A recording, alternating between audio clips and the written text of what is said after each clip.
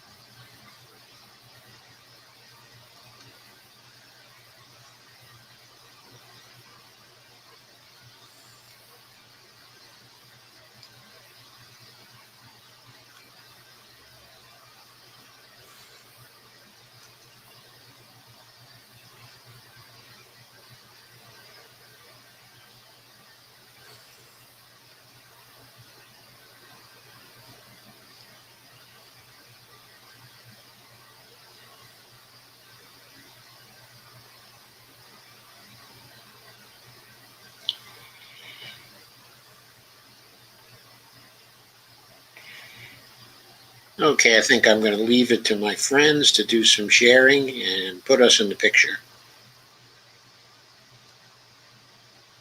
And here we are. Hi, everybody. Hi, Dolores. Hi, Lana. Hi, Carmen.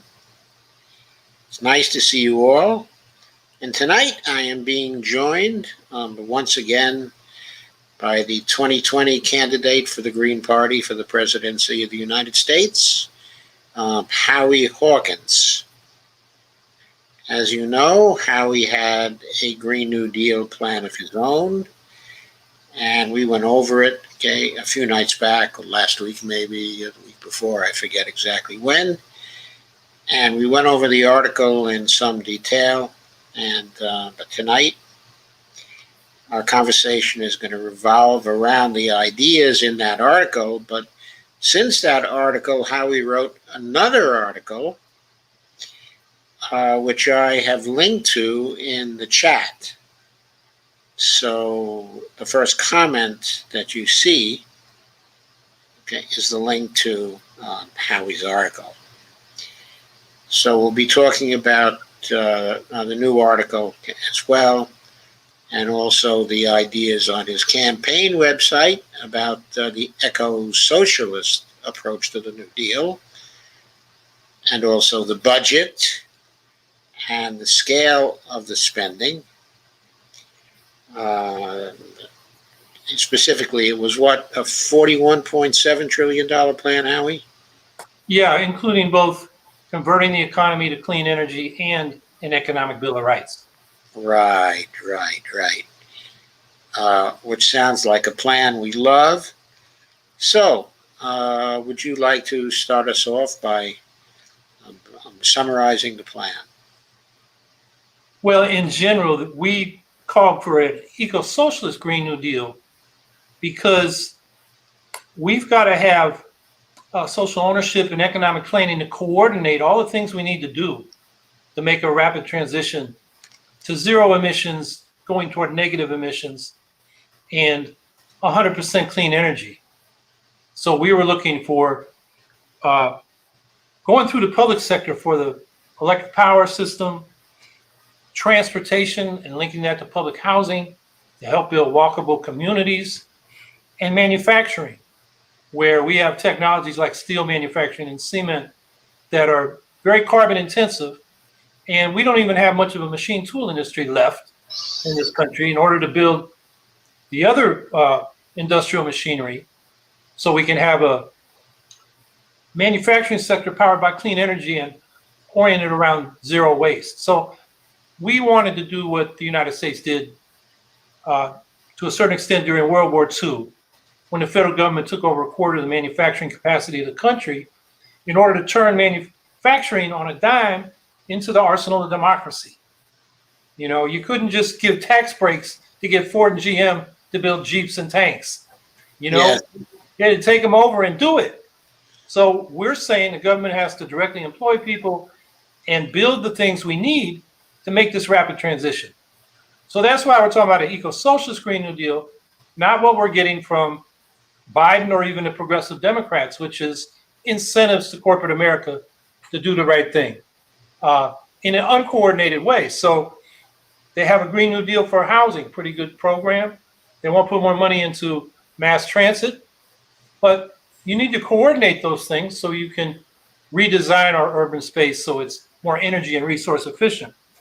So that's the basic idea about an eco-socialist Green New Deal.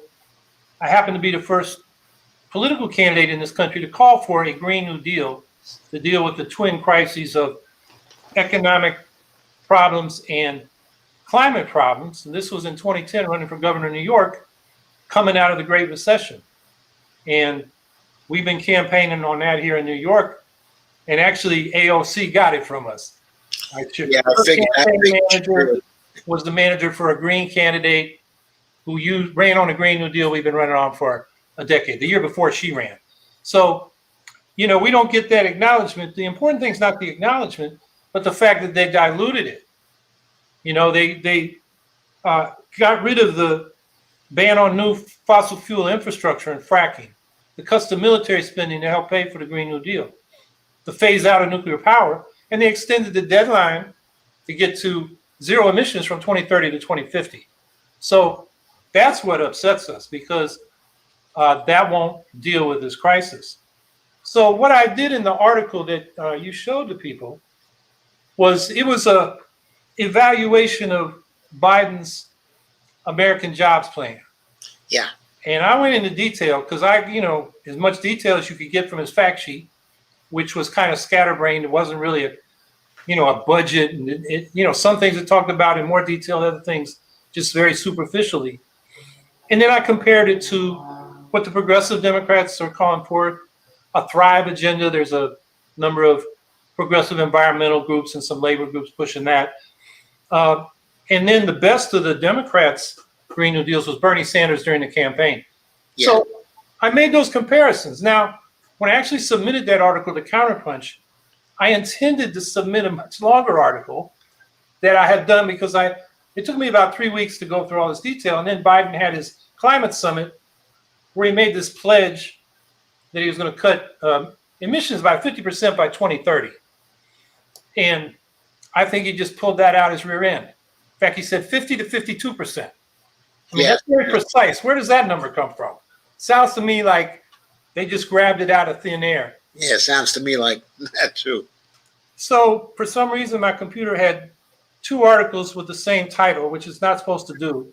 So when I sent it to Counterpunch, it sent the first draft, not the second draft. So I got the second draft, which I titled Biden's Climate Pledge is a Promise He Cannot Keep. That's the link you just put in there, because what he's proposing in the American Jobs Plan, which he's not going to get, with the infrastructure debate the way it is now, comes nowhere near being able to cut emissions 50% in 10 years.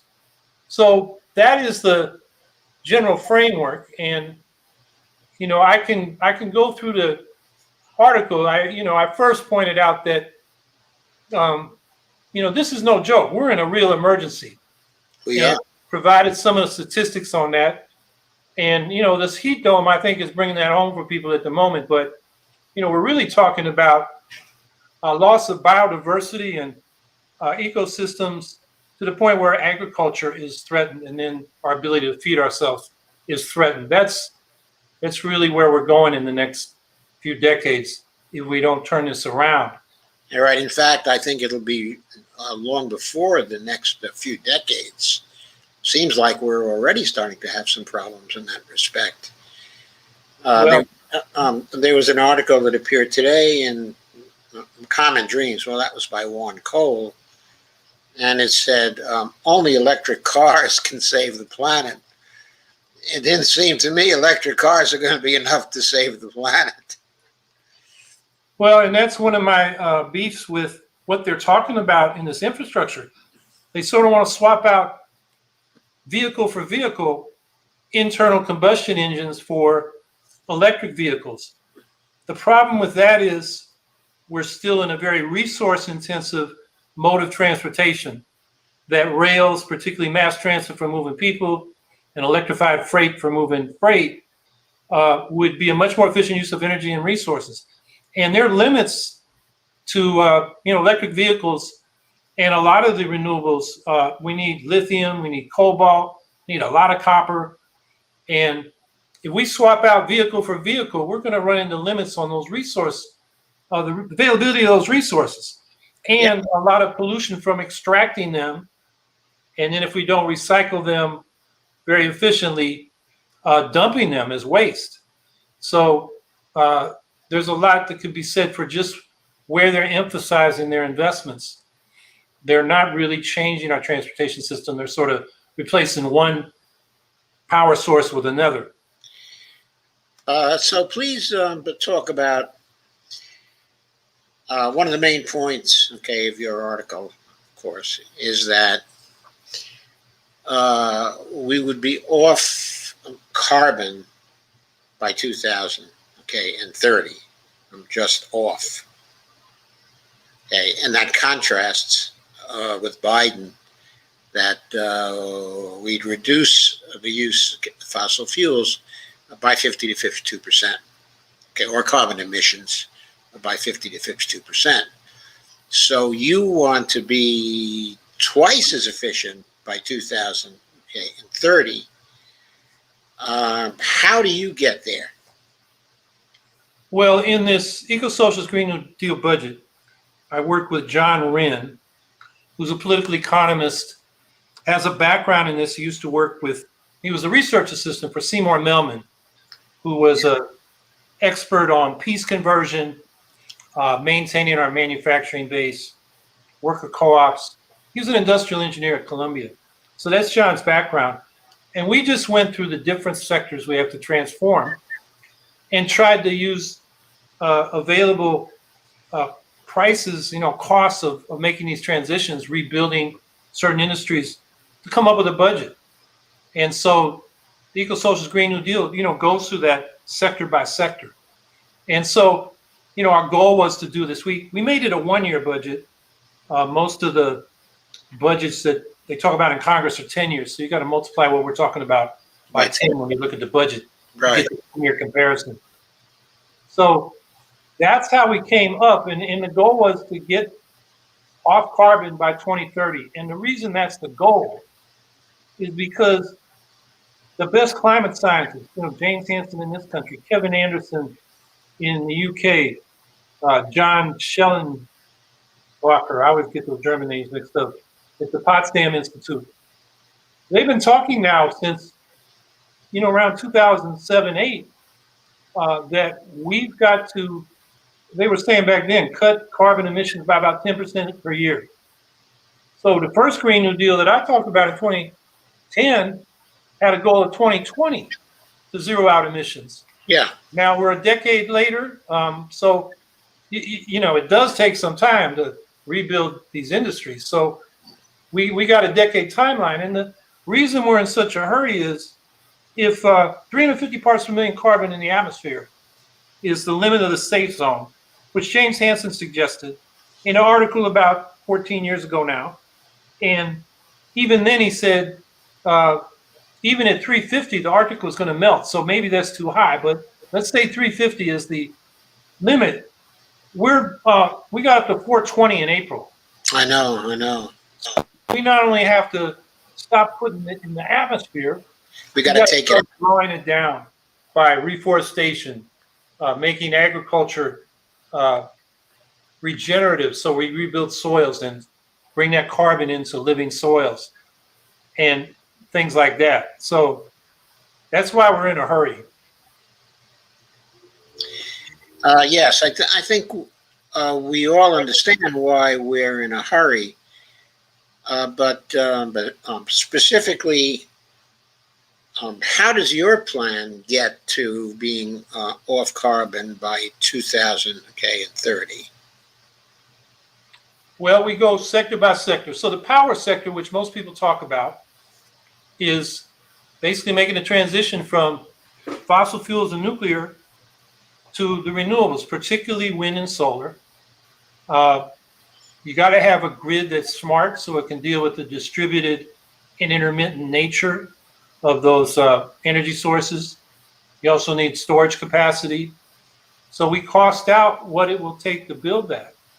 But that's only in the U.S., 27% of our carbon footprint. Transportation is 28%. Yeah. So we got to transform transportation. Manufacturing, I think it's around 22%. And I've mentioned steel and cement as two of the more carbon intensive. There are alternative technologies. There's carbon neutral or even carbon negative cement processes, and you can make steel with electric arc furnaces instead of coke. But we say we got to do this through the public sector because a steel company, if they got a coke oven, they're going to use it till it wears out. And even though the industry is already starting to move toward electric arc furnaces, they're not going to do it on the time frame we need to get that carbon from being emitted into the atmosphere. And same thing with cement. So that's why we want to bring those industries into the public sector and start building the alternatives right now and have them substitute the way we're producing that. So manufacturing is another sector. And then, we talk about in our housing program, not just retrofitting existing buildings, but we have a housing crisis. We want to build 25 million units of quality public housing, mixed income, so it's not, concentrating poor people in these projects, and that should be coordinated with transportation. So these developments are linked to mass transit and the design of neighborhoods where you can do a lot of your shopping, your recreation, your work, and your resident living space within walking distance. Right. And biking distance. I always remember Ivan Illich had a little book called Energy and Equity back in the 70s. And he pointed out that the most efficient form of transportation is a bicycle, 15 miles per hour. When you start getting mechanized transportation and you have enough middle-class people to use it, you actually go slower because of traffic jams. And it's and of course the energy use is much higher. So I think that's one of the reasons we want to do like we did during World War II and coordinate the planning of these different industries so the whole thing fits together. So this is really entirely different from Biden's plan, certainly. Yeah. And I would say the progressive Democrats, the Markey AOC Green New Deal, they basically want to do what Biden's doing. They just want to spend more money on it.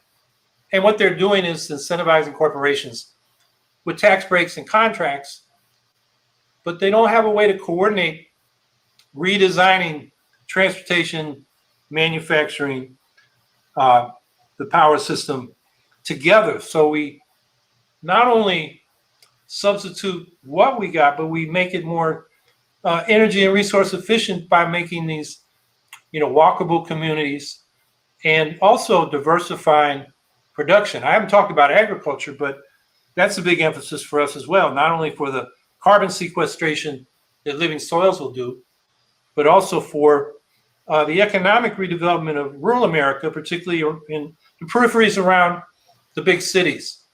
I mean, that part of America has been neglected.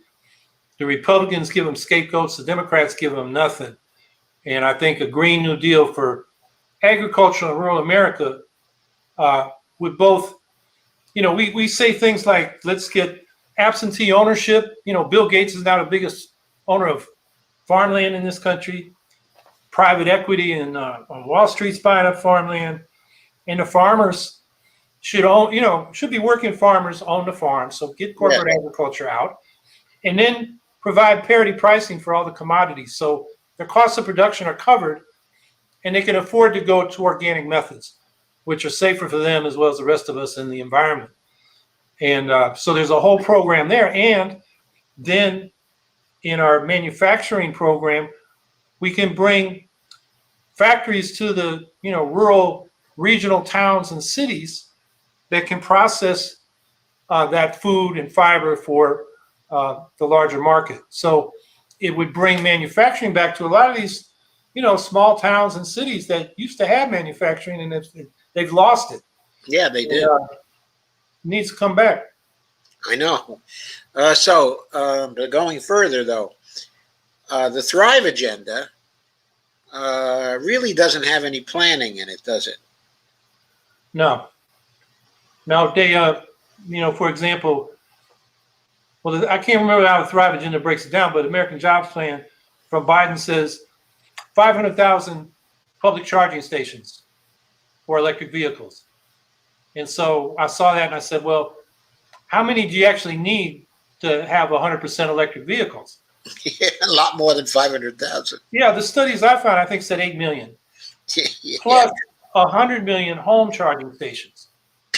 And that I found throughout Biden's plan. The thing that's always struck me, going back to the Unity Task Force that the Biden and Sanders people did, they said they were going to retrofit, well, back then it was 2 million homes for clean energy and maybe heat pumps instead of, gas and other fuels to heat the homes. And so, I looked at, well, how many buildings are there in the country? 120 million buildings. So at the rate they're going, 2 million in 8 years is 250,000 a year. I think it came to 480 years before we rehabilitate, retrofit our housing stock. There's just not, it's not a, they give you numbers and then you try to fit them in and you find out they're not serious. Find out that they're not practical. Yeah. They're not going to work. So moving to Bernie's plan, did he have any more planning in his plan, did you think? He did. And first of all, in the power sector, he wanted to use the federal marketing administrations that date from the New Deal to have, public generation and distribution of clean energy. Yes. A big program. And his investments were scaled up. So that was one thing. And then in agriculture, and I'm trying to remember the details, but I think it's mentioned in the article, he had, I think he had like a public land bank or land trust. So this farmland that's being bought out by corporations or farmers can't afford the mortgages on will be put in a public trust so the farmers could stay on the land. Right. It's a form of public ownership to revamp the agricultural sector. And then on the climate debt question, which a number of environmental groups like Friends of the Earth, Center for Biological Diversity, and I'm leaving out one of the other important ones, but they criticize the American Jobs Plan for totally ignoring the international dimension here. Yes. And the idea of climate debt is we are extracting biodiversity right out of other countries, particularly by deforestation to get these products, and then replacing native forests with palm oil plantations, which are ecological disasters, don't sequester much carbon. And basically we're consuming the third world besides dumping our waste there. So the debt is not just that we've emitted the most carbon, it's that we've consumed the most biodiversity. I mean, it's so bad now, you may have heard, came out in the last couple of weeks, that the Amazon is now a carbon emitter, not a sink. Yes, I did. Really scary. So there needs to be, this group that criticized Biden said, instead of, and this is after he made his climate pledge, instead of cutting by 50%, the U.S. should cut by, I think they said 70%, and make a contribution equal to 195%, I think was the percentage, by climate reparations to these countries so they can reforest and develop their own renewable technologies. And, some Americans say, well, why should I pay for that? I wasn't here when that carbon was emitted and that sort of thing. But I think the way we need to look at it is this is an investment in the habitability of the planet for all of us. And we can afford it. We've benefited from this exploitation. It's time to, make amends. And it's in our own interest. So those are some of the criticisms of the American Jobs Plan. And, the Thrive Agenda does not address the climate debt. It basically wants to scale up what Biden's doing. Right. And as far as Bernie's plan is concerned, it seems to be concerned with doing the right things, but the economic estimates do not match the scale of the problem. There's no way it can be done for $16.2 trillion over 10 years. Well, he had a longer time scale, 10 years to 100% clean energy in the power sector, but 2050 for all the other sectors. And his transportation program is pretty good. He would have got a good way there by 2020, 2035, but he dragged out the other sectors. So, when we looked at his numbers, which he didn't show the homework, but we saw the totals, we thought that's about right for the time frame he was using. So I give whoever worked on his plan a lot of credit. They also, and he dealt with this fair shares idea or climate reparations idea, which none of the others did. So, I thought Sanders' plan was an honest effort, and not as fast as we wanted to go, but certainly far better than anything else that was offered during that campaign. Oh yeah, I thought that too, and I thought it was far better than the others. But at the same time, I thought he was underestimating the cost. Okay, for what he wanted to do. I had looked at some other. I don't know if I would call them actual plans, but comprehensively frameworked stuff about what had to be done. And Hexter's plan was estimating about $4.6 trillion per year, between 40 and $60 trillion over 10 years. And Hexter was trying to do a comprehensive job of trying to meet the climate emergency, but also with the idea, okay, of economic justice, okay, and what essentially was a Green New Deal. I don't really recall whether he was using the term Green New Deal when he wrote up his. It was in 2013 or 2014. But I think that your term, the Green New Deal, that you were the first to use in a campaign, was actually current by then. Okay, and a number of people were using that phrase. So Hexter might have been using it as well in his work. But the work that you've done and the work that he did seemed to be on a much more realistic scale than Bernie's estimates were. First time I look at that, I actually did a program on it at the time, okay, when he came out with it. And my first impression was that, it was really good compared to the others, but it couldn't be done for $16.2 trillion. It was just going to cost a lot more than that. So that's not, really news to me so much, but I'd still like to go more into the details, okay, of your plan and how you came up with the cost of close to $42 trillion. Well, that budget that we put together, you can go to the different, sections, and there's a discussion. We provide, the number of jobs that we create, including manufacturing jobs, and the cost. And remember, these are one-year costs. And if you're online, you can click on, like, I'm looking right now, Wind Farm Network. So click on that. Okay. And, okay, you want me to click on Wind Farm Network? Yeah. And without going into the detail, there's just a discussion of, how much power we need to generate and what it costs per unit of energy. And so what it would cost to generate that energy. And we come up with an estimate. In this case, it was, 260 billion a year, or 2.6 trillion over 10 years.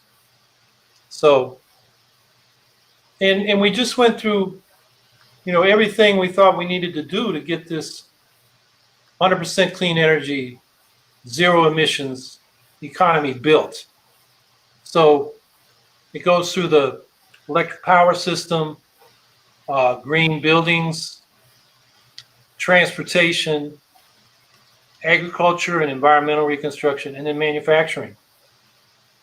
And so that's, we just went to each industry and, tried to find out what it now costs, for example, to build a wind generator and generate so much electricity, and then, work that out to see what it would cost to have enough wind power to power the economy and have wind substitute for fossils. And we did the same thing for the Economic Bill of Rights, which is a job guarantee, an income guarantee, a housing guarantee, Medicare for all, secure retirement, and lifelong public education and internet. Yeah, right. And I see you did the same thing for the smart grid and storage as well. Yeah. We just broke down the whole power sector. So, and we want to go to public power, so there's a cost of buying out the utilities and the energy companies. So they're under public control. Right. We can sort of share a little bit of this here, I think, while keeping us both in the picture. Let me see that we did that.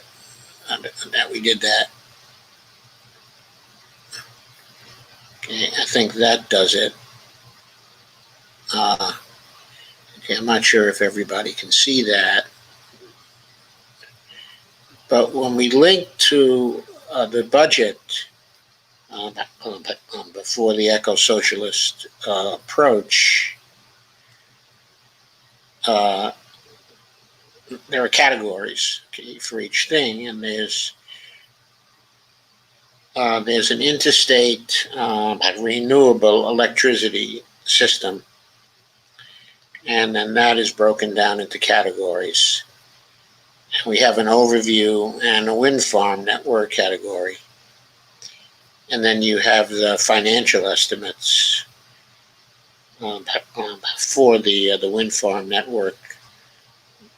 That's $2 trillion, 600 billion, 650 billion, 260 billion. And the explanation, okay, is over to the right. So constructed over a 10-year period, the wind farm network of the interstate, the renewable electricity system, will generate all the electricity that the U.S. currently consumes, approximately 4,000 terawatt hours.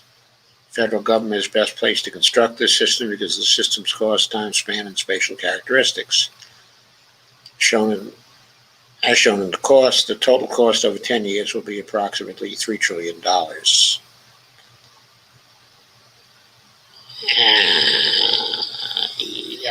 Markets can handle neither the time scale nor the size of such an investment. That is obviously clearly true. It's just not a job for business. They won't be able to plan, and they won't be able to direct the implementation of the whole thing in that sort of time frame. That is the kind of time frame that we need. So it really excludes them from being in control of this aspect of things. On the other hand, when we look at what the Biden administration, is planning, he obviously continues to plan a neoliberal approach to this problem, which just is not practical. Yeah, that was one of the points in my articles. It's basically a fiscally conservative approach. I think he got his number of how much he can spend based on how much he thought he could increase the corporate tax. That's where he got his number. And then he said, well, this is what I got to spend.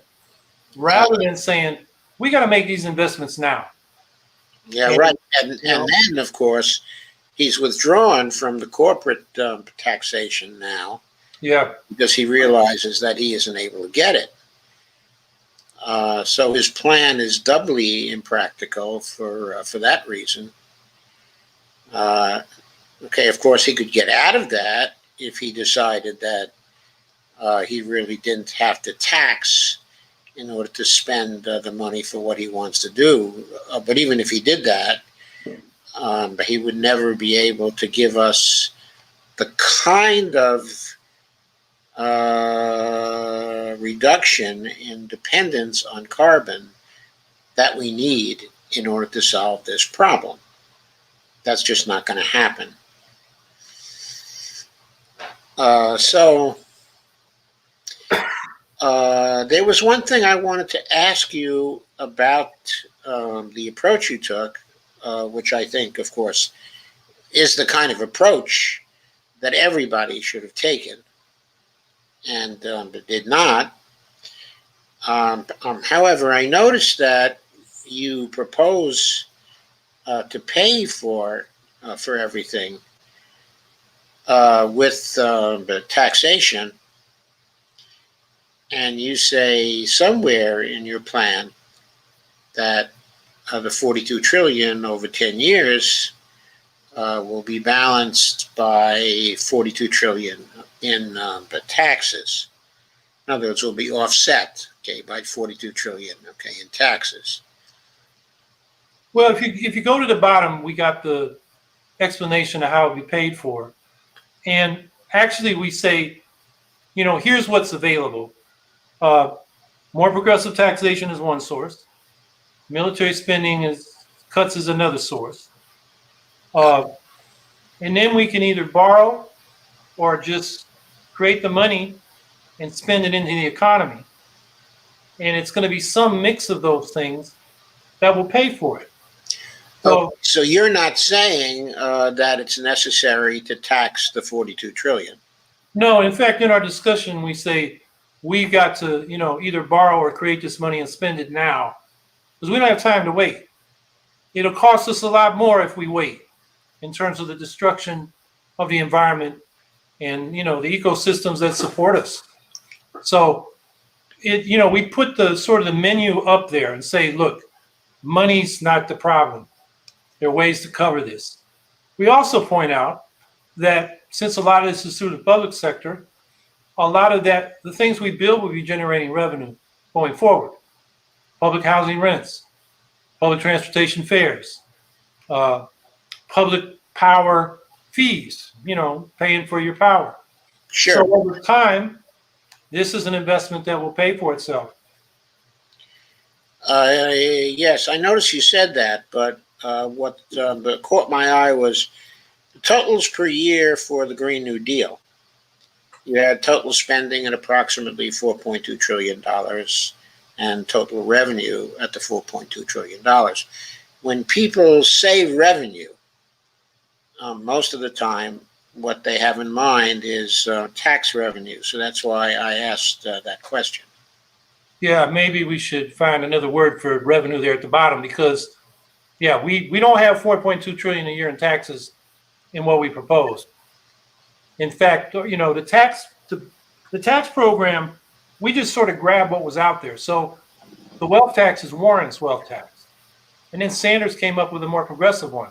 And I've got a more progressive one that we're going to plug into this sometime pretty soon, along with progressive estate tax, corporate tax, and income tax, financial transactions tax. So, there's more revenue that we'll find when we update it with those changes. But the idea is, and we're not going to pay for this as we go. That's the problem. The pay-go, that's what Congress requires. So, Biden, even if Biden wanted to do it, he'd have to get Congress to change their budget rules. And there's no discussion of that hardly at all, except from a few. He'd also have to throw out the Statutory Pay-Go Act. Right. Well, because that's in the law right now. Okay, so they actually not only have to change the congressional rules, they have to change the law too. Right. It would be easy probably to change the congressional rules, because I don't believe there's actually a rule in the Senate, not a separate rule. There is something in the reconciliation procedure. Okay, but if they got rid of the reconciliation procedure, then I don't think there are any other rules in the Senate they have to worry about. The pay-go rule that's been really dogging people is the one in the House. And the reason why that's been dogging people is because it's Nancy Pelosi's thing. And she has always sworn by it. And as long as she's the speaker, there's probably going to be some pressure to retain the pay-go rules. So that's one of the problems that we have to face. As long as we have the pay-go rules, we cannot move very fast on this, it seems. But the point that I was thinking of raising here, which I'll raise now, okay, is that if we were to pay for the whole thing with taxes, and by the way, from an MMT point of view, taxes do not pay for anything, so they would be, taxes would be offsetting the spending, which is actually done through getting the Fed to actually create the $4.2 trillion, and the offsets, okay, for other purposes. But if we do have the offset of $4.2 trillion in there, and that offset comes about through a taxation process, but then because of the sectoral balances, the implication is that there would be no surplus for the private sector through the 10 years, okay, of this particular plan.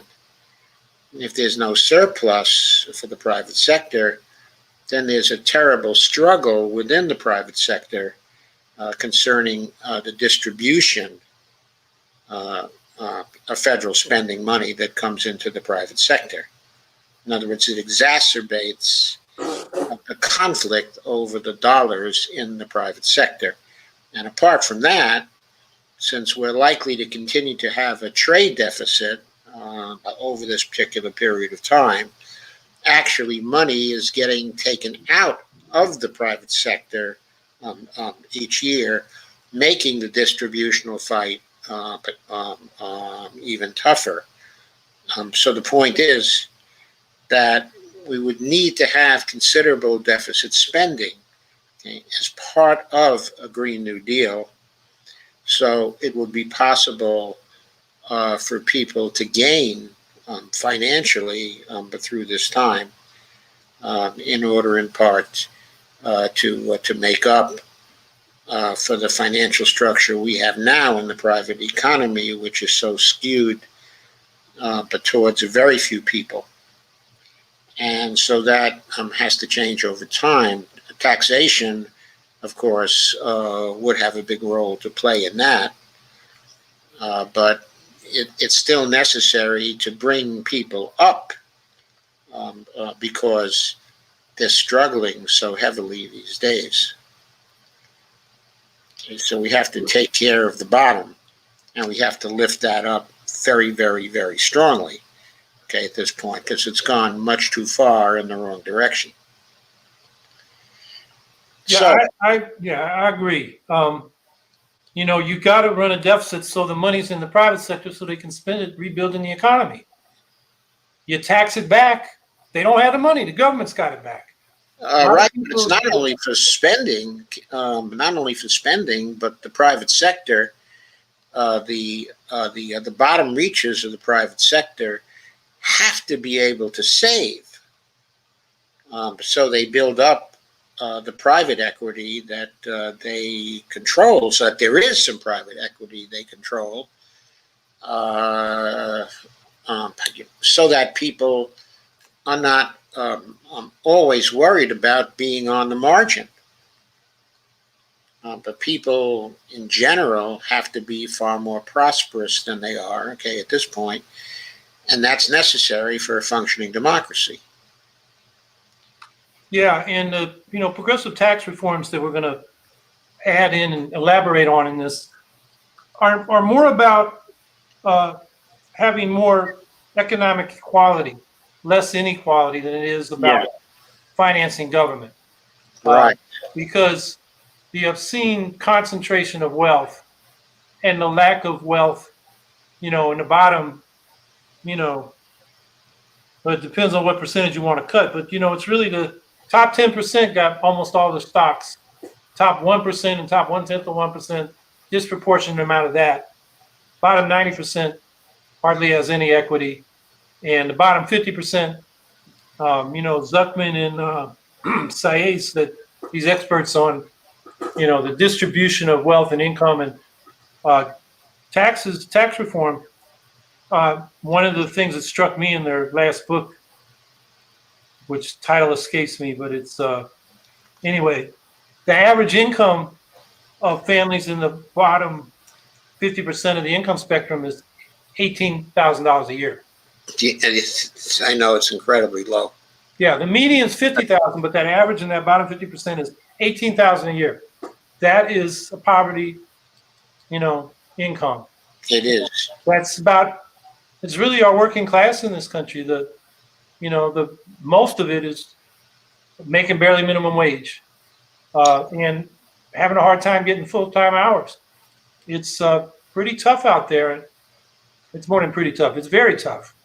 And, that's the problem that has to be solved, so people can participate in this transition to a clean energy economy. I mean, right now they're just trying to avoid eviction and get some food on the table.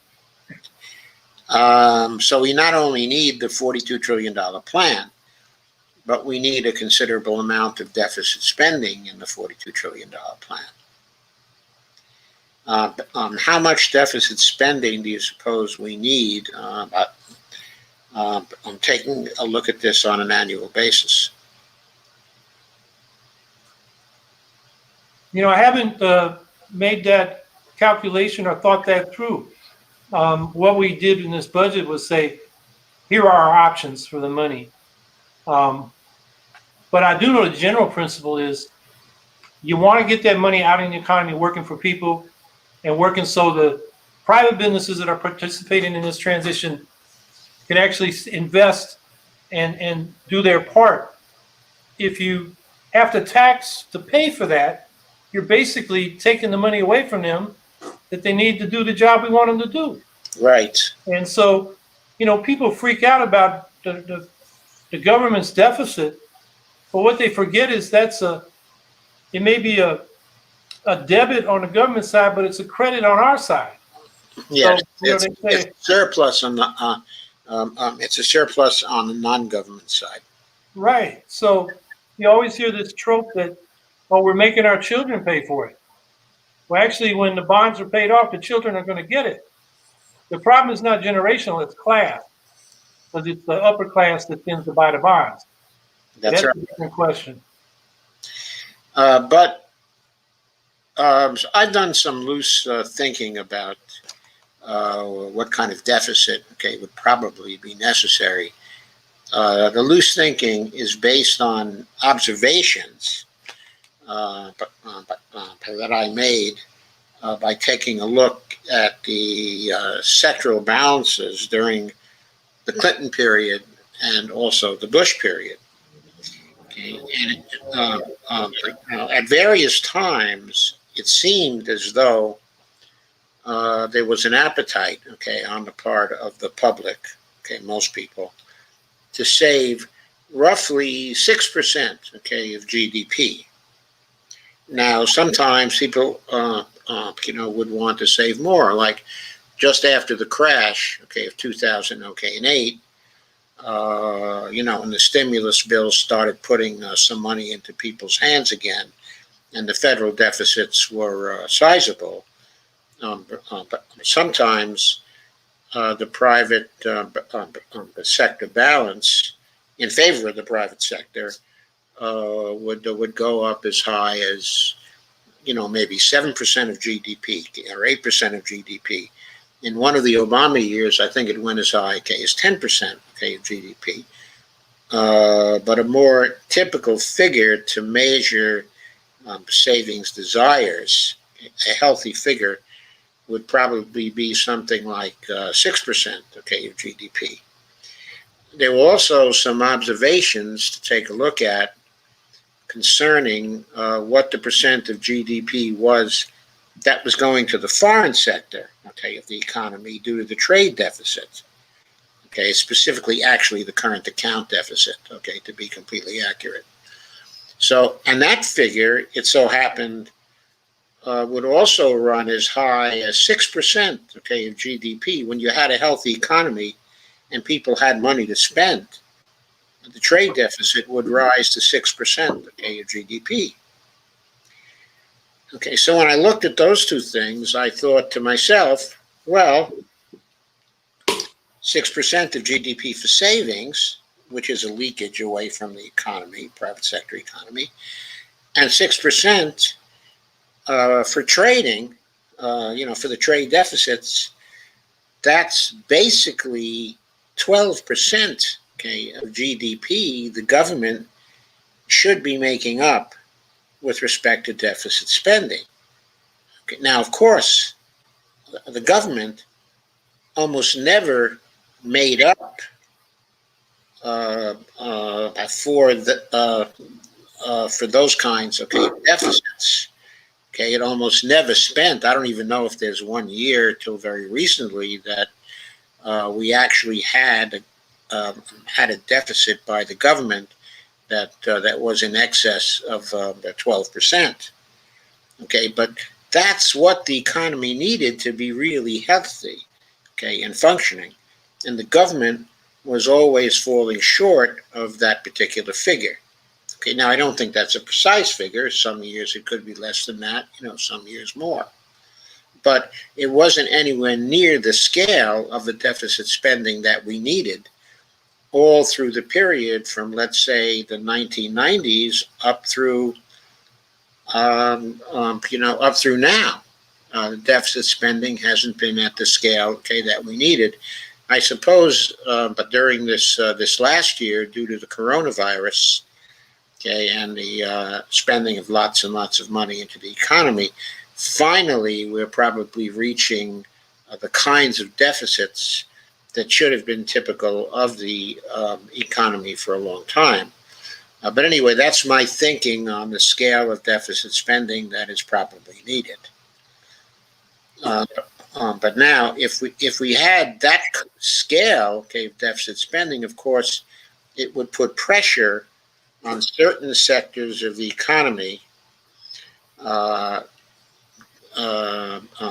excessive pressure on certain sectors, okay, of the economy, industrial sectors, so that they would be likely to experience some inflation that would then spread to other parts, okay, of the economy. So you'd basically be getting, as you maintain the full employment economy, which you propose to do too through the job guarantee, you would be getting into a situation where there would be financial pressure and shortages, okay, in certain areas, but giving rise to inflation bubbles. And of course, the threats of inflation and lots of political debate about how we're getting into dangerous inflationary territory, and all of this kind of pressure from the right to stop the spending by the government. Now, the Roosevelt administration handled that through wage and price controls and through selling savings bonds, because of course during the Second World War it had to cut back on consumption goods, and likely during the Green New Deal there would be a similar need to try to siphon off some of the excess private spending in certain areas of the economy, in order to head off inflation. So I wondered if you had given any thought to that. Yeah, I don't remember if I put it only in the second version of that article, but I did have a discussion of potential for inflation is, we made these big investments and scaled up the conversion, and actually cited an article by Stephanie Kelton that had been in I think it was a New York Times op-ed. Yeah, I think it was in a New York Times op-ed. Okay, and I think that was in your April the 28th article. Yeah, well, I don't think I cut it for the longer version, but I'm not finding it as I scroll through here. But yeah, I did. She pointed out there are ways to deal with supply, bottlenecks, and then I cited, what we, like you just did, what we had to do during World War II, Right. and also cited another idea from the 1980s by some, so-called radical economists at UMass Amherst at the time about how to have not administered price controls, but sort of indicative price controls. Anyway, I cited that. So, there are ways to deal with it if it becomes a problem. Unfortunately, right now, it doesn't look like it's going to become a problem because they have no intention of spending the kind of money that would create these bottlenecks. I mean, we got a few little bottlenecks right now because we're coming out of the COVID lockdown, but I don't think those are a long-term problem. Yeah, just a quote from your article. Economist Stephanie Kelton recently addressed this inflation concern about the large-scale physical social infrastructure investments that she supports. She suggested a variety of industrial, trade, immigration, healthcare, and tax reforms that could stabilize prices by increasing supply and curtailing demand. If more aggressive measures become necessary to contain inflation, the U.S. could employ price controls and rationing as it did during the high deficit spending of the World War II emergency. Flexible price controls based on tax disincentives rather than direct administrative controls are an option proposed by three radical economists in 1983 in Beyond the Wasteland, a democratic alternative to economic decline. Okay, and I think that's the article that you're talking about by the UMass economist, right? Yeah, it's actually a section of that book. Right. What we cannot afford to do is let fear of inflation prevent us from making the energy infrastructure investments we make now for climate safety. Yes, that is certainly correct. Okay, so that's what you think about the inflation problem. Yep. Okay. Okay, so going further now, I suppose, getting away from the details of the plan itself,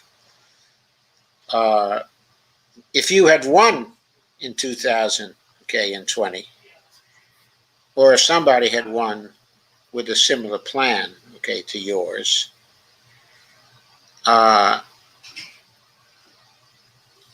would we square the political circle? Because obviously the plan here is such that it would introduce very much needed, but also very radical changes to our social order. From my point of view, of course, they're changes for the better. But how would we persuade other people that these are the changes we need? These are the changes we need for survival. These are also the changes, that we need for justice. And we really need everybody to come along. How could we make it happen for everybody to come along? Well, if I had won, there would definitely be a mandate. It would be very clear. And enough people had come along so that we could move forward on it. Now, the problem is we have a plurality winner-take-all system for president through the Electoral College. So if I had won, I might have won like Clinton did, low 40% or even high 38%. Then you got a political problem because most of the people were opposed to you. If we had a ranked choice national popular vote for president, the candidate that won that would have the most support, and it'd be a clearer mandate. So, yeah, there would definitely be political problems. And, all I can say is, same thing Bernie Sanders said, we got to have a political revolution. People got to be involved.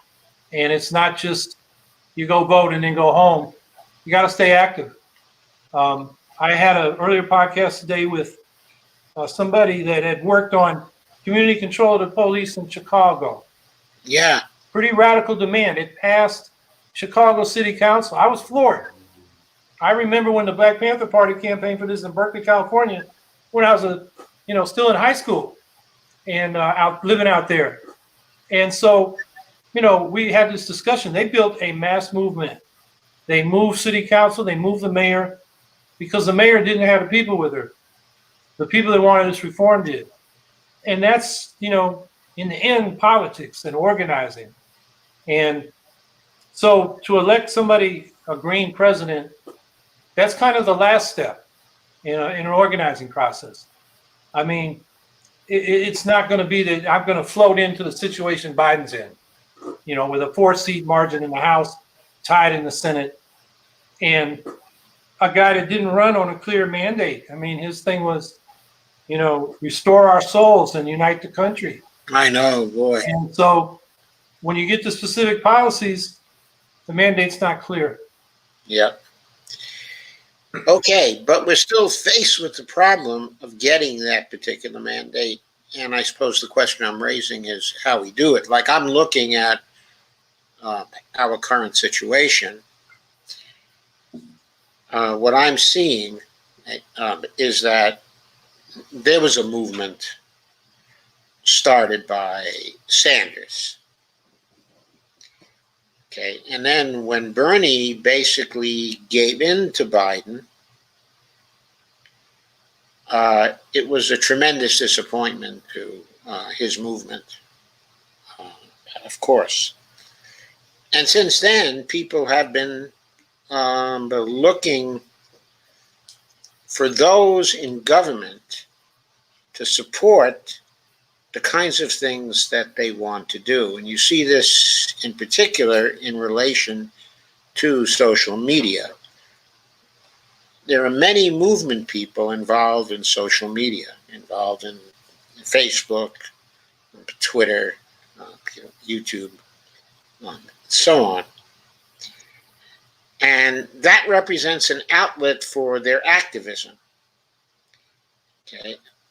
That kind of activity, of course, is not entirely divorced from protest activity on the streets, which is greatly increasing, as well.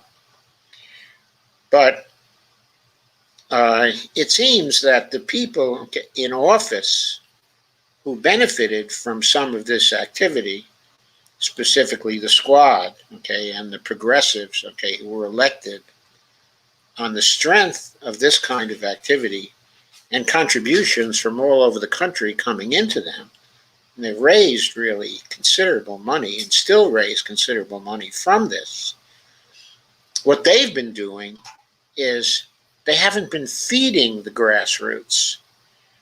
They've been engrossed in playing the inside game, particularly in the House, but always in the Senate, because they're always preoccupied, with trying to get in front of the filibuster to pass something that's, going to be useful for people. But specifically with regard to the House people, they seem to be turning off the grassroots, at this point, not moving fast enough before the grassroots. I think this was shown when a lot of grassroots people tried to go along with the force the vote thing, on Twitter, and tried to use that to leverage a movement against Pelosi on January 3rd, to get her to promise, just to promise a floor vote, okay, for Medicare for all. And of course, the squad people shrank away from that, didn't really want to have any part of it. Okay, and so some of the same people who were part of the Force the Vote movement then decided to begin to organize in order to march for Medicare for all this summer. And in fact, those marches were today. And there was very effective organization of marches in 55 cities, okay, across the United States. But those marches were not supported at all by congressional people, not even supported, to the extent of endorsing them. I'm not even talking about, actually going to the marches and marching with people. Okay, I have the feeling that the people who created and organized these marches at this point are very angry that they didn't get any support from the congressional people that they supported. Okay, and so what I'm seeing is the development of a split over time between the activists who are basically arising out of the grassroots, okay, and the people they help to put in office.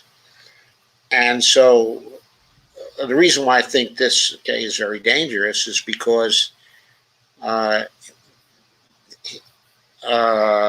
just a danger that the grassroots people will begin to go quiet again, to get frustrated, and to withdraw into apathy again, because they're not getting any responses from those that try to select, as leaders. They're not seeing responses from the so-called leaders.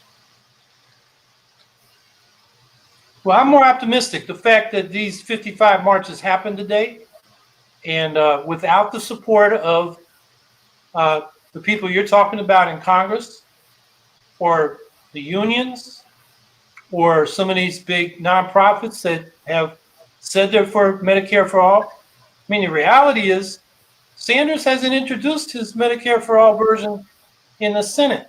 I know. Jay Paul's version is a step back from the bill we had before, 676, HR 676. And even when Jay Paul introduced her bill in her news conference, she said, I'm supporting Bernie Sanders to lower the age to 60 and expand it to cover hearing, dentists, and eyeglasses. Not Medicare for all. She introduced the Medicare for all bill and then says, I'm going for this expansion of Medicare, little expansion of Medicare. Yeah, right. And Bernie even said, at one point, I believe, now is not the time for Medicare for all. Okay, and the people who got out on the streets today are quite angry about that. Yeah, I saw him tell Ali Valshi on MSNBC at the time these unity, these joint working groups, Sanders Biden working groups, Bernie said, I'm compromising. I will accept, going down to, I forget what he said, 55 or 60 to expand Medicare. Right. And so he said to 55 or 60, which already gave something of the game away. And why would you say 55 or 60? Why wouldn't you just say 55? I mean, even if you wanted to compromise, why don't you just say, take the lower number? Yeah, I was saying, I don't remember which number he used, but. He said 55 or 60. I mean, what is that? Some kind of choice for Biden to make? Yeah. Either 55 or 60? I mean, why are you giving Biden a choice at that point? Tell him what you want. Yeah, and it undermines one of the major points of Medicare for all as a single-payer system is it's a single-payer system. You Yes. expand Medicare, but you leave all the private insurance there. The whole system costs more. You don't get the savings. Yes. Why even put that on the table? It makes no sense politically or I know it as makes. a policy. Yeah. I suppose the sense it made, or the justification for it, is that they didn't want to pressure Biden because they feel somehow they have a seat at the table, they have his ear, they can make some progress in certain areas. And so the reality is that for now, they're giving up on Medicare for all. But when you think that, and you draw the conclusion they're giving up, okay, on Medicare for all, it gets people furious because there are people dying out there. People have been dying for years and years and years because there is no Medicare for all. Okay, and everybody knows that. Yeah, and the polling shows it's enormously popular. It's enormously popular. So the point is, where do the new leaders come from? Because I'm not sure that the grassroots is going to accept the leadership of Bernie, okay, and AOC and Rashida, okay, and those people any longer. In other words, they've been disappointed, okay, in a very critical way, and there's even been a lot of negative sentiment that has now been flowing to Nina Turner over the last a couple of weeks. There's pushback on that, of course, and people, okay, are arguing about it. But the basic point is, as someone here, okay, has commented, if Bernie Sanders, okay, and Nina Turner, AOC, and the squad had gotten in back of the Medicare for All movement that was manifested in these marches, the marches would have been far, far greater than they were in terms of attendance. And so the people who chose to march feel that they were let down by their so-called leaders. So the question is, where will the leaders of the future come from? Who will they be? Well, I can tell you what we're trying to do in the Green Party is develop them at the grassroots. We got over 100 people elected, mostly local offices, and that's where it's going to happen. Going back to the Green New Deal, we can campaign for local Green New Deals. We don't have the tax base and given the balanced budget requirements of municipal government to spend all we need, but we can come up with a plan and then demand that the federal government fund what we can't fund locally. I also think one of the key demands there has to be our planning agencies, our planning commissions got to change from being rubber stamps for outside developers to being the developers themselves. And then having people bid on the plans we come up with as a community. And that includes the kinds of things we need to do to make our urban spaces walkable, energy and resource efficient. Yes. And that's a way to bring the Green New Deal to the grassroots, door to door, in local elections, in project proposals that are very concrete for a particular community. It brings it to life, makes it a real choice. And I think that's one thing we need to do to build support for the kind of Green New Deal we need federally.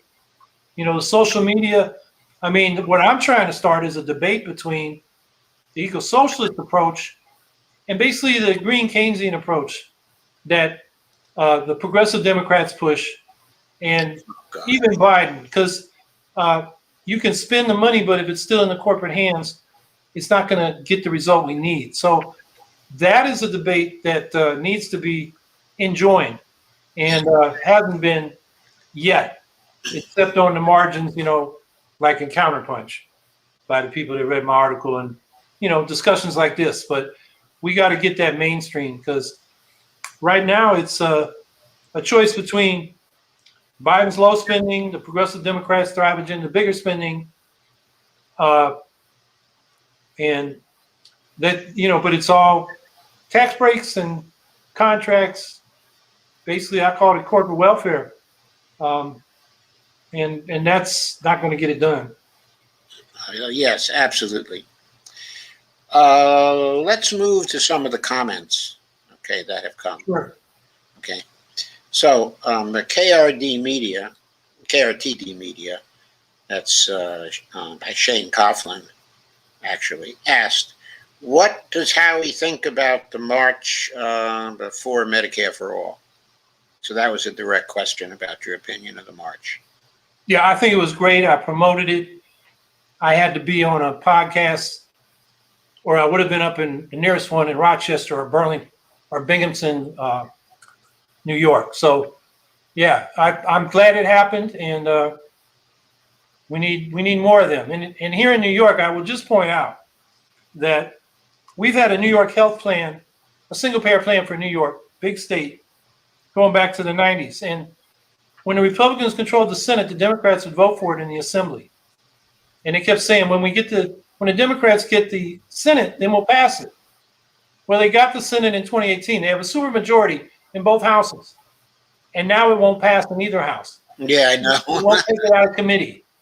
And this is the fourth state in which that has happened. Yes, I know. Hawaii, California, Vermont, now New York, where Democrats say, give us all the power, governor in the two houses, and we'll pass it. And then when they can, they don't. They did something similar, okay, in the state of Washington also. They actually defeated, okay, the bill. So the supporters of the Medicare for All, it's not exactly a Medicare for All bill, but it's as close as you can get on the state level. And, okay, so what they've done is to make use of the initiative in Washington and to introduce an initiative and to get the petitions that they need, okay, in order to make the initiative actually get a vote on it. And so far, the initiative is looking like it has a lot of support, okay, in the state. And there is a possibility that they will eventually pass it, in which case Washington will be the first state to have something like a Medicare for All program. I'm watching that one very carefully. I think it has a lot, okay, of possibilities and that they may be successful at it. But we'll know more over the next 4 or 5 months or so, I think. Andrew Messick asks, evening Howie, okay, and Mr. Firestone. One thing I always run into is people saying the technology is simply not up to the task of meeting our energy needs. What do you find is the best response to that, and why? Well, I think a good website is the Solutions Project. Mark Jacobson at Stanford has been writing about the technology being available since, I think it was the cover of Scientific American back in 2009, where he had a popular article based on a detailed study that was subsequently published in, I think the journal was called Energy Policy, saying we could run the world on wind, solar, and water by 2030. I think that's what the title was. That wind and wind generators, solar power. We've had that technology a long time. The only thing that's happened in the last couple of decades is the prices have dropped off the cliff. Yes, I know. It's cheap now. It's cheaper than fossil fuels and nuclear. So right, and that's we have the technology we need. So I think, I would tell people that and say, take a look at the Solutions Project. They have plans for the 50 states. I also saw an article just today in Scientific American by an author from the Union of Concerned Scientists debunking this advanced nuclear, hype that we're getting from the nuclear industry as a solution. And I think it's called Advanced Nuclear ? Don't hold your breath. Yeah, don't hold your breath. I won't. Yeah, but it's a good summary. It came out, I think yesterday in Scientific American. So it's an op-ed.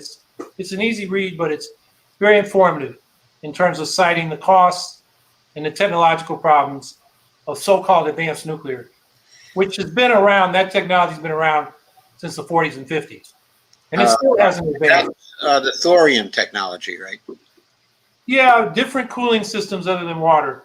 That's what they call advanced nuclear. And Okay. yeah, they've attempted to do that since, the first conceived in the 40s. They started trying to implement it in the 50s and mostly gave up.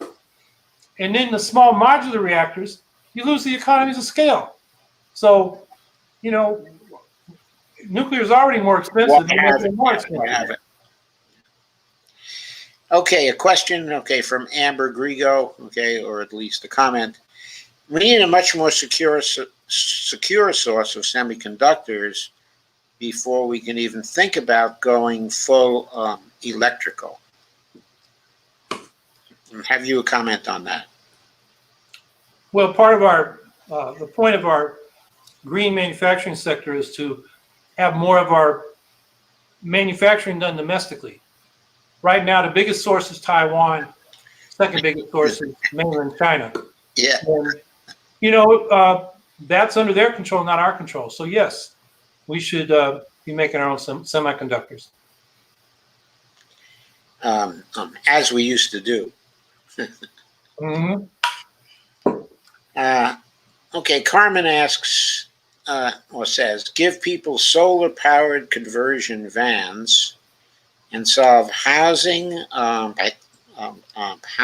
and pollution crisis in one stone until more stable housing is available. So she's talking about vans powered by solar? Yeah, solar-powered conversion vans. I guess she wants people to live in the solar-powered conversion vans. I think it would be faster to build housing. I used to work in construction. You can put up apartment buildings pretty quick, including, clean, energy efficient, solar powered apartments. I wouldn't divert resources into an intermediate step. I'd go straight to the good housing. Okay, thanks for the comment. So Amber also says, mega churches are also buying up a lot of farmland, including the Mormon Church. I think this was in response to your Bill Gates comment. Yeah. Well, my position is the farmers should own or at least have very secure tenure on the land they're farming. Let the working farmers work the land and leave the absentee owners out of it. Okay, and Go Start was the one who commented if Nina, AOC, and Bernie Sanders had teamed up with the Medicare for All marchers, both rally efforts would have been huge. I think that's a possibility. I think they would have got more attention. I was impressed that I heard it covered on both CNN and MSNBC today, which is, that's saying that it was big enough that the mainstream media had to know. And Sanders and those folks would have mobilized more people because they have a bigger platform. Yeah, sure.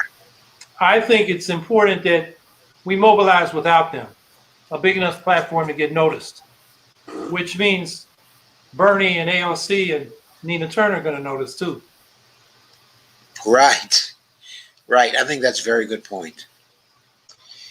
And another comment from Amber is also the aspect of our oceans, which have suffered the most deforestation. It is the lungs of the earth, she says. Deforestation, is she talking about kelp and coral die-offs? Probably. Yeah, I think that is a huge question. You've got the acidification, which is making it uninhabitable for many species, including potentially phytoplankton that have, they're microscopic, they have small shells, but they do produce a lot of oxygen. And then So that acidification and then the warming, the bleaching of the corals, we're having Oh, that's awful. devastating, and then the plastics. Yes.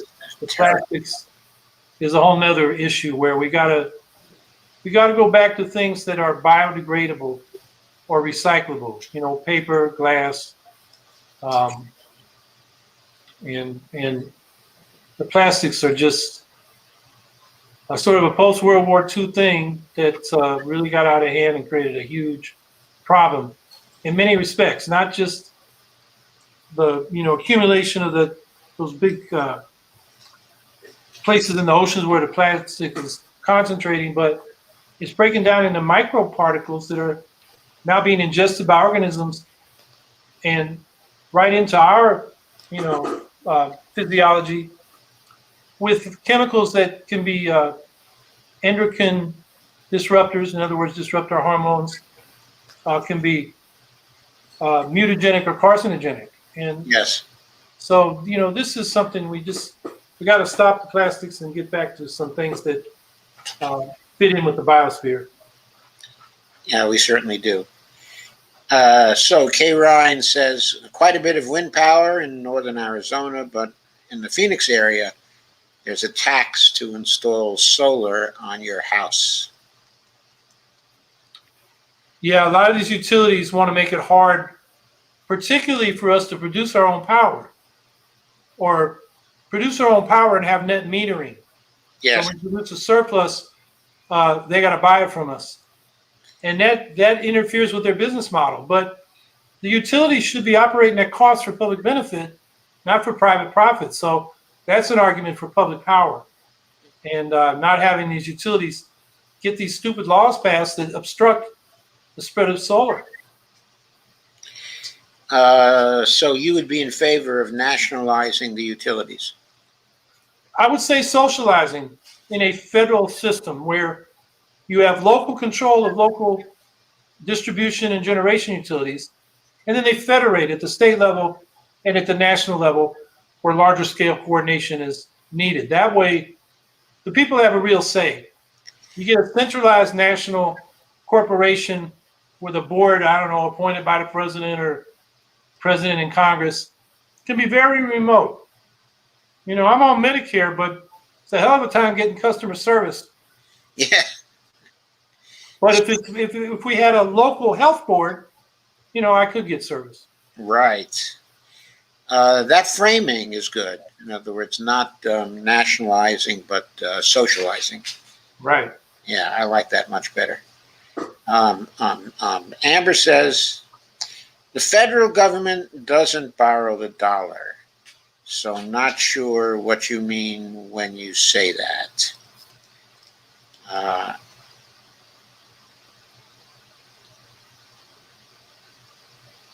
Well, what I mean is, if we're going to deficit spend, the law right now is you got to cover for it with bonds. So, that's borrowing, but it doesn't mean you have to borrow before you spend. You spend and then you borrow is the way it actually works.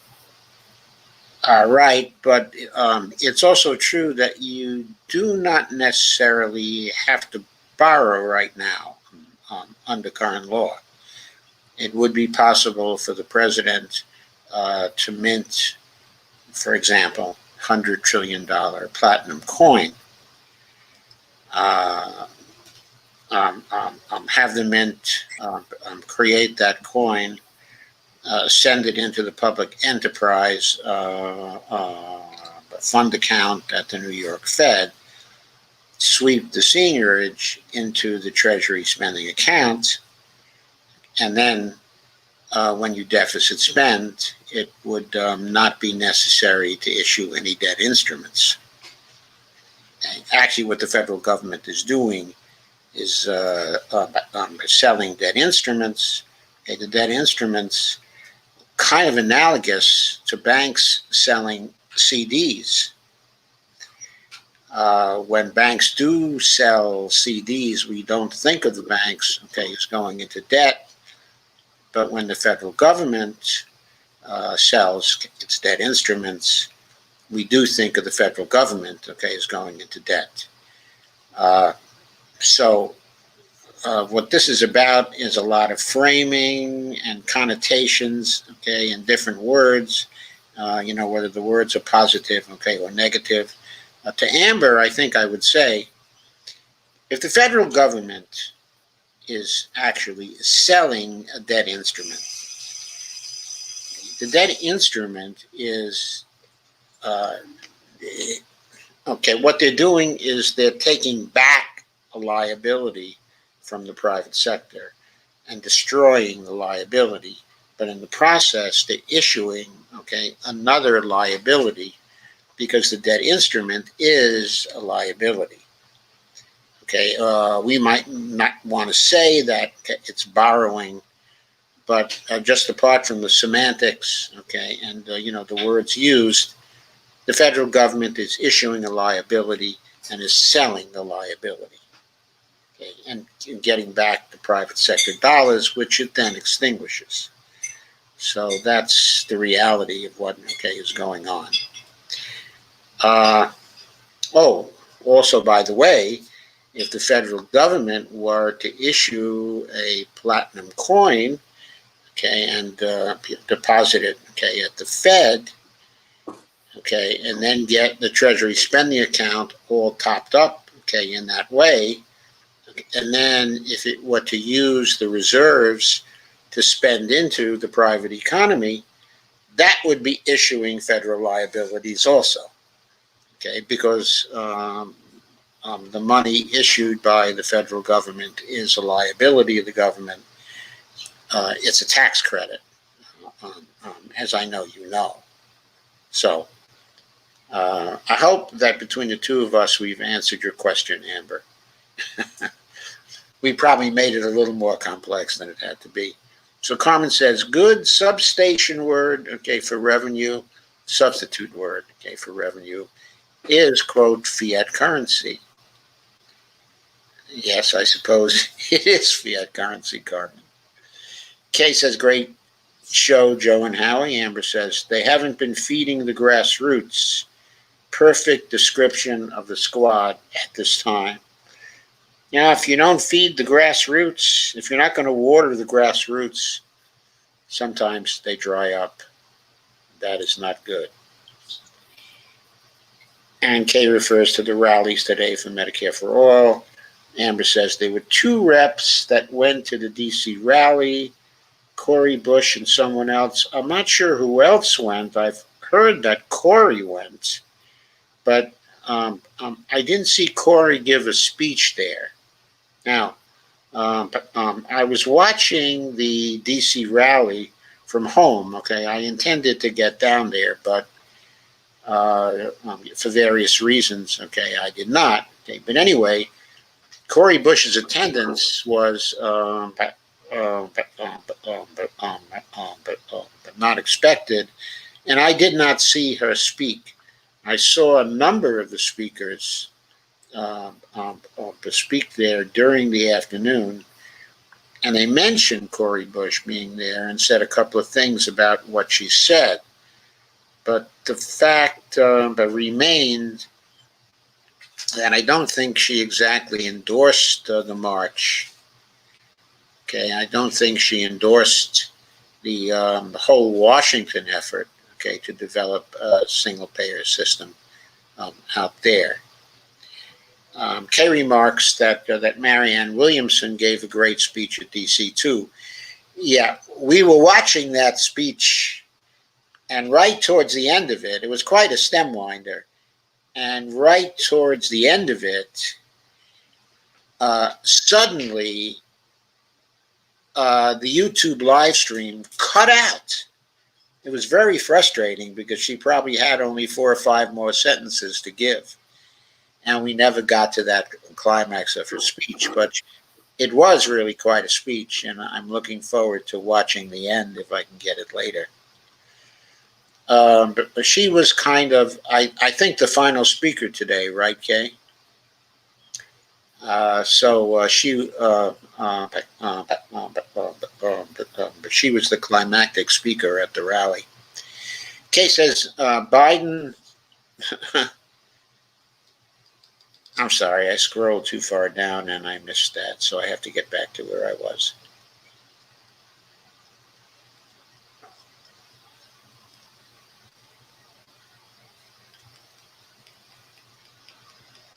Okay, but Kay made a comment.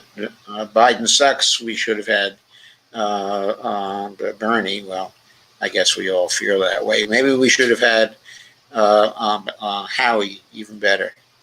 So Ghostart says Cori Bush and Representative Melanie Stansbury showed up at the Medicare for All. That's interesting. I haven't run across her before. Which district is she from, Ghostart? She's running in Mexico. She's new. She's the one who recently won, right, in the off-year election, right? I think so. Yeah, she was the one who ran in the election to replace. Yes, Holland, right. And Amber asks, question for Howie. Given that Dems are wasting the power they hold to pass legislation, parliamentarians notwithstanding, an inevitable loss in the midterms seems to be looming, a possible Trump 2.0 in 2024. What is your best advice for the individual activist going forward? How do we heal the fractures and build a coalition? Good question. I think we got to do it at the local level, city by city. You try to build these coalitions nationally and you get egos and organizations and agendas, but at the local level, it's a lot more real. And when you got a real base, then that base is not going to put up with the nonsense you get from some of these people that put themselves forward without a base. So I think, it's got to come from the bottom up. We can win local races. That creates a bench where we can challenge the people that are there. That's number one. Number two, we got to change the electoral system. Ranked choice voting, including especially proportional ranked choice voting for multi-member districts for legislative bodies, is something that we're winning. We have twice as many jurisdictions today than we had back in November when 5 cities in the state of Alaska adopted some form of ranked choice voting. Utah is going to do it in 23 cities and towns, including Salt Lake City, in November. It's being discussed all over the country. Almost every state's got a campaign. And what that does is open up the political system. Our single member district winner take all system is exclusionary. The plurality winner gets all the power, and everybody else gets nothing. Yep. Not just the third parties, but the minor major party in that district. Yes. And the districts are uncompetitive. 90% of House districts, 95% of state legislative districts are effectively one-party districts. Yes. The people that don't vote are rational because they know voting won't change anything. Yeah. We got to change. And then, the Green Party and other political viewpoints will get their fair share of representation and power. Change the whole discussion, particularly for progressives, because right now, sure, you got the squad and you got the progressive caucus, but because there's no strong left alternative, the Biden Democrats, the corporate Democrats, can take the progressives for granted. Yes. Where are they going to go? They're not going to vote Republican. They certainly didn't support us, the Greens, in this last election. They basically told Biden to take them for granted. We changed the rules of elections. And I feel more strongly about this. I've always, supported this, but after running for president and being really marginalized by the media and attacked by the so-called, left intelligentsia, we really gave up on a left position and, said we got to back the neoliberal imperialism of Biden because it's lesser evil to Trump. Trump, yeah. And actually that neoliberal austerity has fertilized the ground on which Trumpism and all its scapegoating of immigrants and racial minorities and so forth has grown. They've given up on a real alternative. So I think the Greens have, you look at the platform we ran on, Medicare for All, Green New Deal, peace initiatives, ending these endless wars. The polling showed our platform was more popular than Biden and Trump, who opposed all those things. Absolutely. It's just under our winner-take-all single-member district system. It doesn't get expressed in the electoral system. It excludes everybody. So I think that's got to be a major issue. And I think, that's something we got to bring when we do this local organizing. And when I say local, I mean municipal, I mean county, I mean state legislative. I also mean House of Representatives. Now, that's a bigger race, and you don't want to get into it till you can run a credible campaign. Yeah. But it doesn't take that much to run a credible campaign if you have some experience, some people who run campaigns. So I think that's where it's got to go. And so, that's why I'm supporting the Green Party to be an alternative that can't be taken for granted by the corporate Democrats, and to change the electoral rules. So, we get the 20 or 30% of the people that really support us first. And we get in the legislative bodies, and then it changes the whole debate. And so things like, your minted coin to deal with the costs, is something that, the kind of thing Greens would bring up is not being brought up by anybody right now in Congress, let alone an eco-socialist Green New Deal or disarmament initiatives or a whole lot of other things we need to do. Yeah, it would really change the debate. And also, that's something that was written into the law by Congress in 1996, if I recall correctly. It's already a law, so the president can use it. There's so much the president can do that this president will not do, but that is already part of the law. Anyway, Steve Wolfbrand says, Kenneth Mejia spoke at the LA March today. He is a Green. Yes, he is a Green Party candidate. But do you think he's going to run again for Congress, Steve? He's running for LA City Comptroller. He's running for LA City Controller now?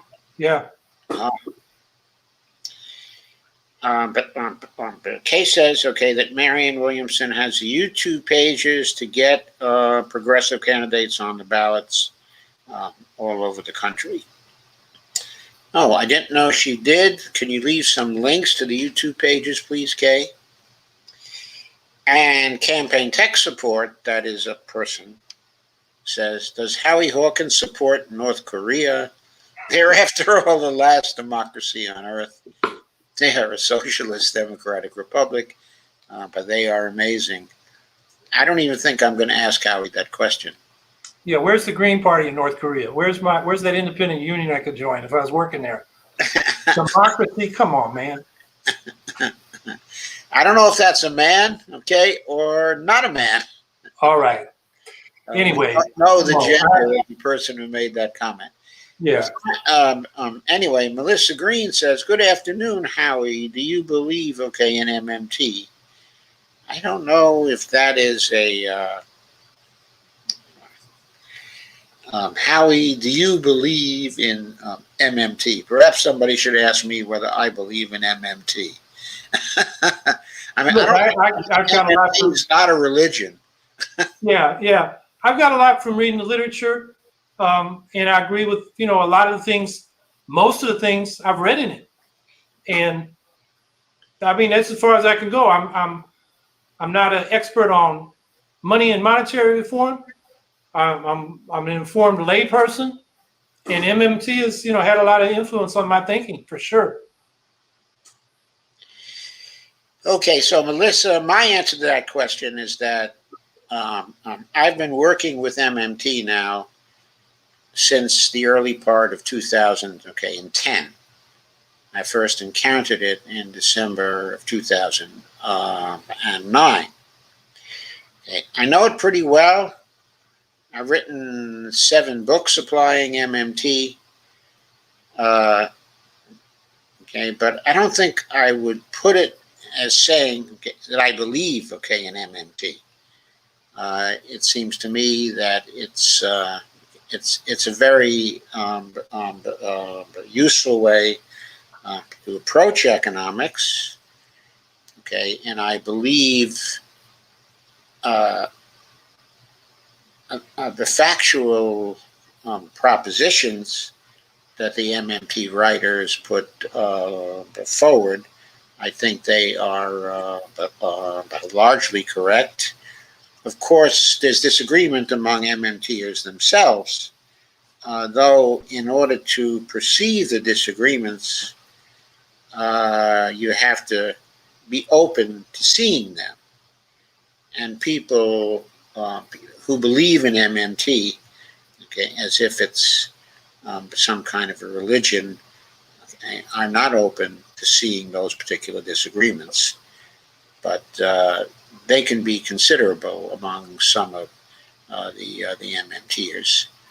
Of course, that doesn't come to the fore, okay, at this point, because they're all interested in emphasizing their degrees of agreement.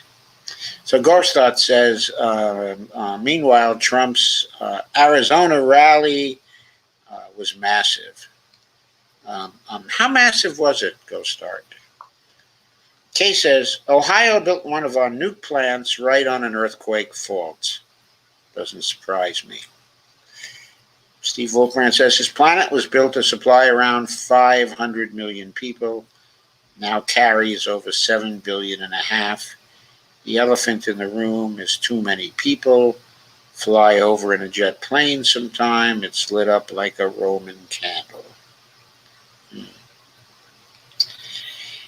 Well, we've got the 7 billion and a half people, and I think it's our job now to see if we can see to it that our planet survives and prospers, and so do the 7 billion and a half people. Howie, any comments on that? Yeah, I think with regenerative agriculture and agricultural reform, that is the way we're going to have a sustainable support for the 7 billion people we got, supported by, the new technologies that we have. So, electrification, internet, the things that connect us, but agriculture is key. And if we keep going industrial agriculture, we're gonna see what we've seen in India, where the farmers are going on strike, they're committing suicide because they're opening Indian agriculture to corporate, these global food corporations. That is not sustainable. I think, and then we got to stem climate change, because as the climate heats, the amount of agricultural land that is really usable shrinks. So, it's something I think we can handle the 7 billion, but we got to make some changes quick. Okay.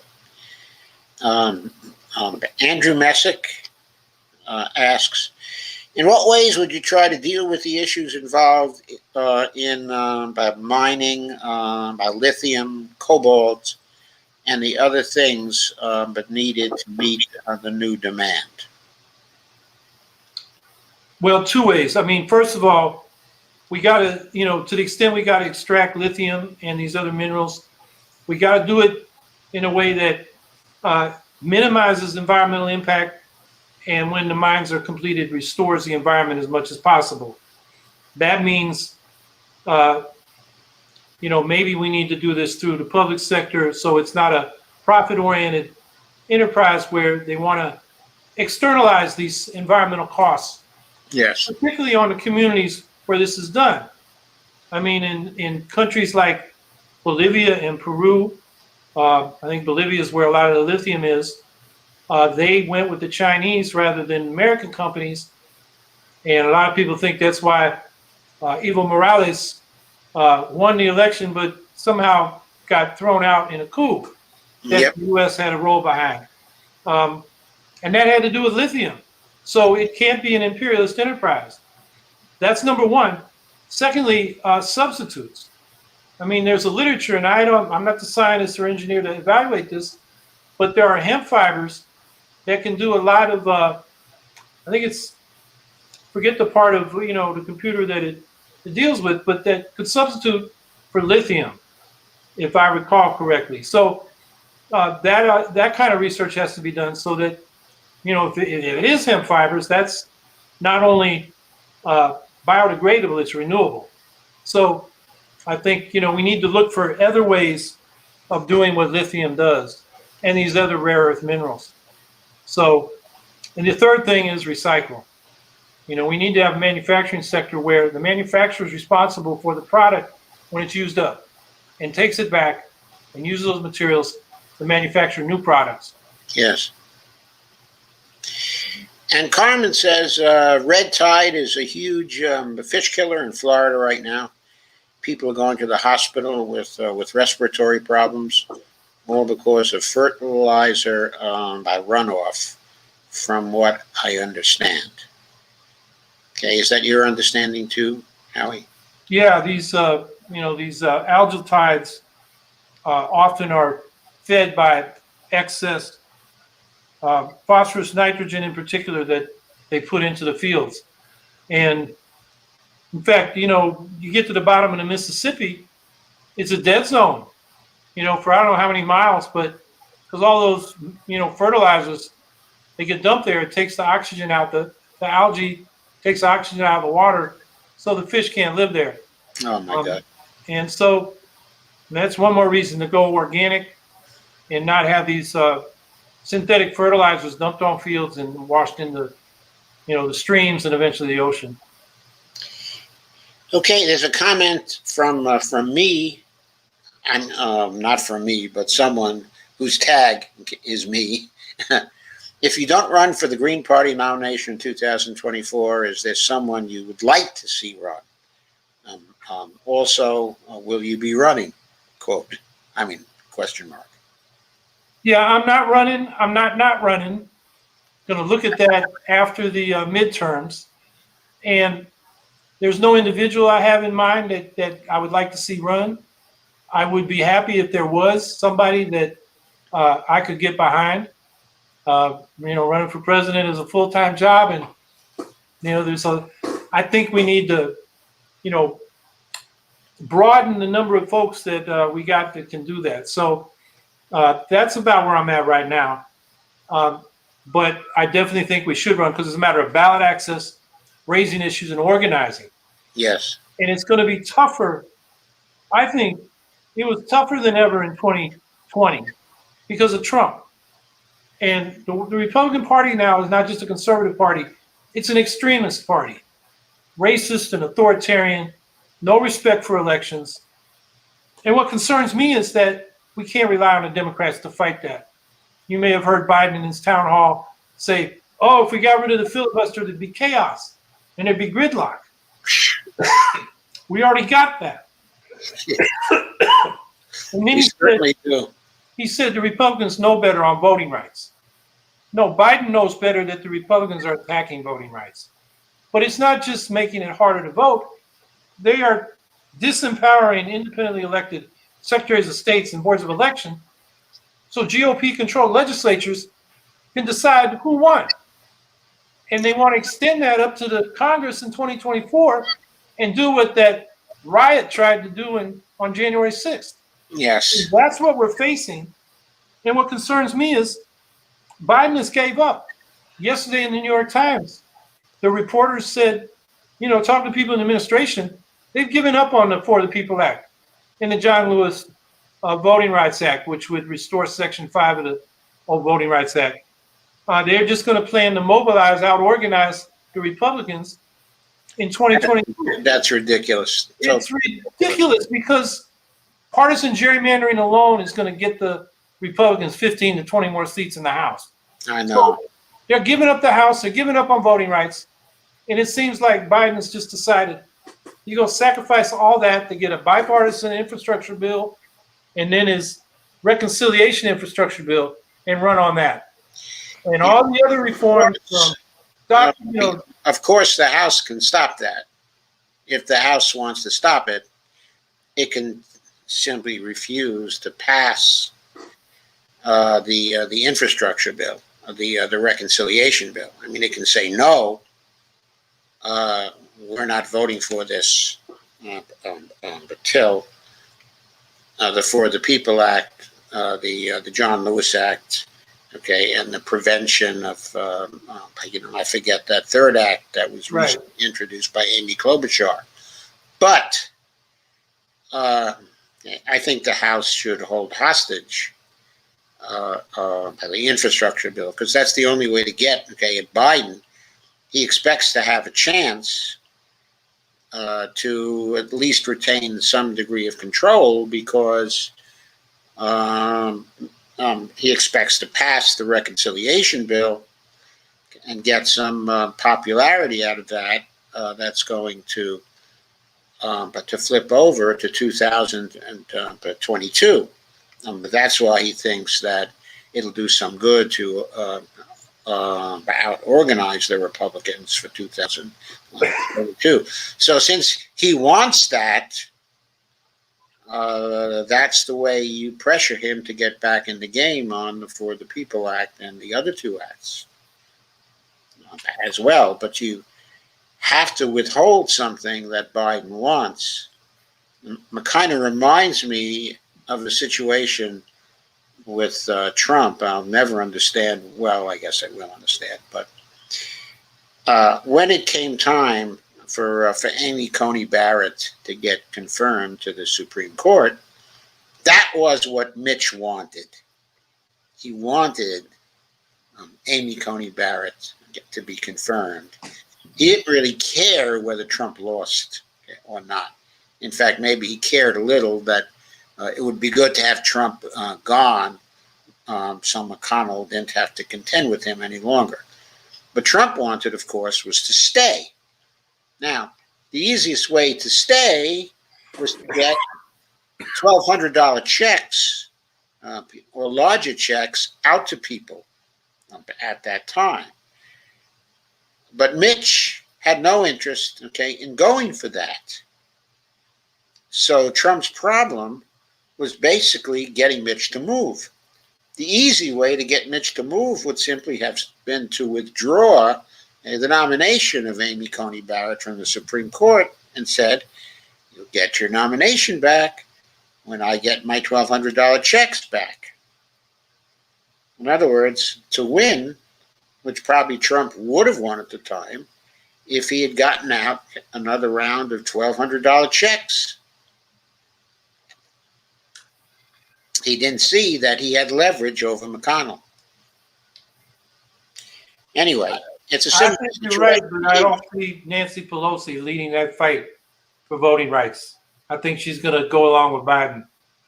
Right, but of course, the squad has the power to stop her. Not simply the squad, but certainly the CPC, but even the squad. They could run a vacate the chair maneuver, on Nancy Pelosi. It's a hard maneuver to run, but the margins in the House are so close that they have enough votes to run that particular maneuver on her and to block her so that she cannot remain in the Speaker's chair. Then perhaps they can get someone else who's more friendly to them, like maybe Debbie Dingell or somebody like that. So that's within their power to do if they choose to exercise that. There's no danger of Kevin McCarthy getting into the Speaker's chair, because they, of course, control the votes to stop that from happening also. So they have the power if they're willing to say no. So what they have to do now is to say to Pelosi, no, we're not passing that infrastructure bill. Not without the passage of the other bills first, and the Senate is going to have to give up the filibuster, at least with respect to the voting rights the bills. It's going to have to craft an exception. Otherwise, nothing gets done. I think they have to now just stick their feet in the mud and say, we're not moving. Amber says, reply to Steve W. regarding the world population. America alone throws out something like 40% of the food it buys every year. Now, water is another thing that will definitely be a huge problem going forward. But look at China. They've only increased the quality of living in one of the largest populations on Earth. I think it's more nuanced than reducing it to there's too many people. Yes, I think I agree with that. It is more nuanced. Because we can make use of new technologies in the regenerative agriculture area okay, and aquaponics, okay, as well. And there are but some ways, okay, of getting power from the ocean that would be very friendly from the climate standpoint, okay, as well. Carmen says, I hope Howie keeps coming back because I fear he still doesn't get MMT yet. Well, I don't know. He seemed to have a reasonable understanding of MMT from where I sit. So anyway, Carmen thinks you still don't get MMT yet. Any comments on that, Howie? I'm sorry, what was the question? Okay, the question is, Carmen Muniz thinks or fears that you still don't have a sufficient understanding, okay, of MMT yet. So she hopes you keep on coming back. Well, I'd like to come back because these are good conversations. I don't have a sufficient understanding of anything. I mean, you can always go deeper. So I'm always up for learning more. Okay, thank you, Howie. Kay says, I'm way too old to produce more people. Laugh out loud. Evelina says, mint the coin, no need to borrow. Kay says, hi, Evelina. KRTD Media says, I know that Jason Call, again, I scroll too fast. She was saying something about Jason Call.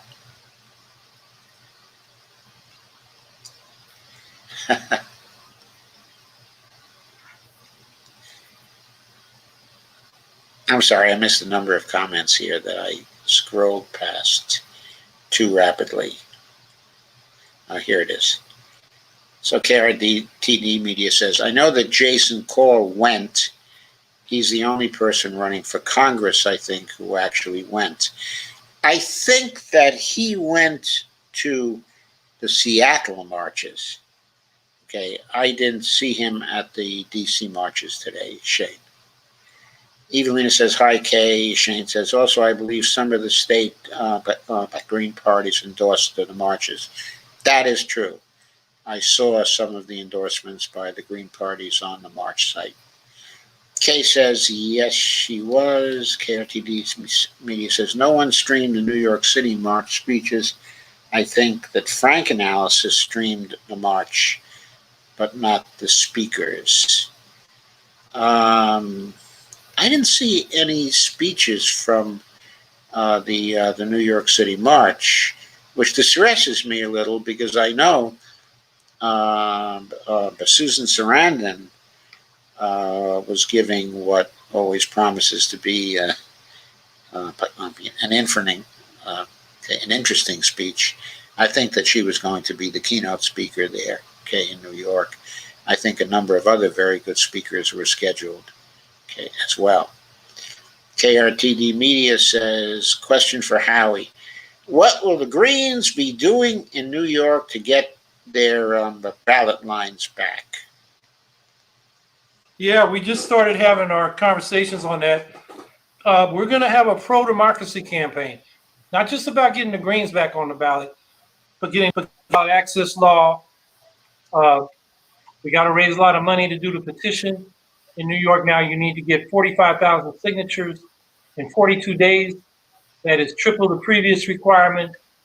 They tripled the number of votes you need to maintain the ballot. So in the 2020 election, it was 172,000. One time the Greens got that many was when Ralph Nader ran in 2000 for president, and I ran for governor in 2014. Most of the time, we've come below that. So, and then they doubled the frequency with which we need to meet that voting standard from every 4 years for governor to every 2 years for both governor and president. So we are going to campaign for a fair ballot access law, extending ranked choice voting and proportional ranked choice voting for the legislature so that everybody's included. We just had this ranked choice vote in the New York primaries, but that They're not using it for the general election.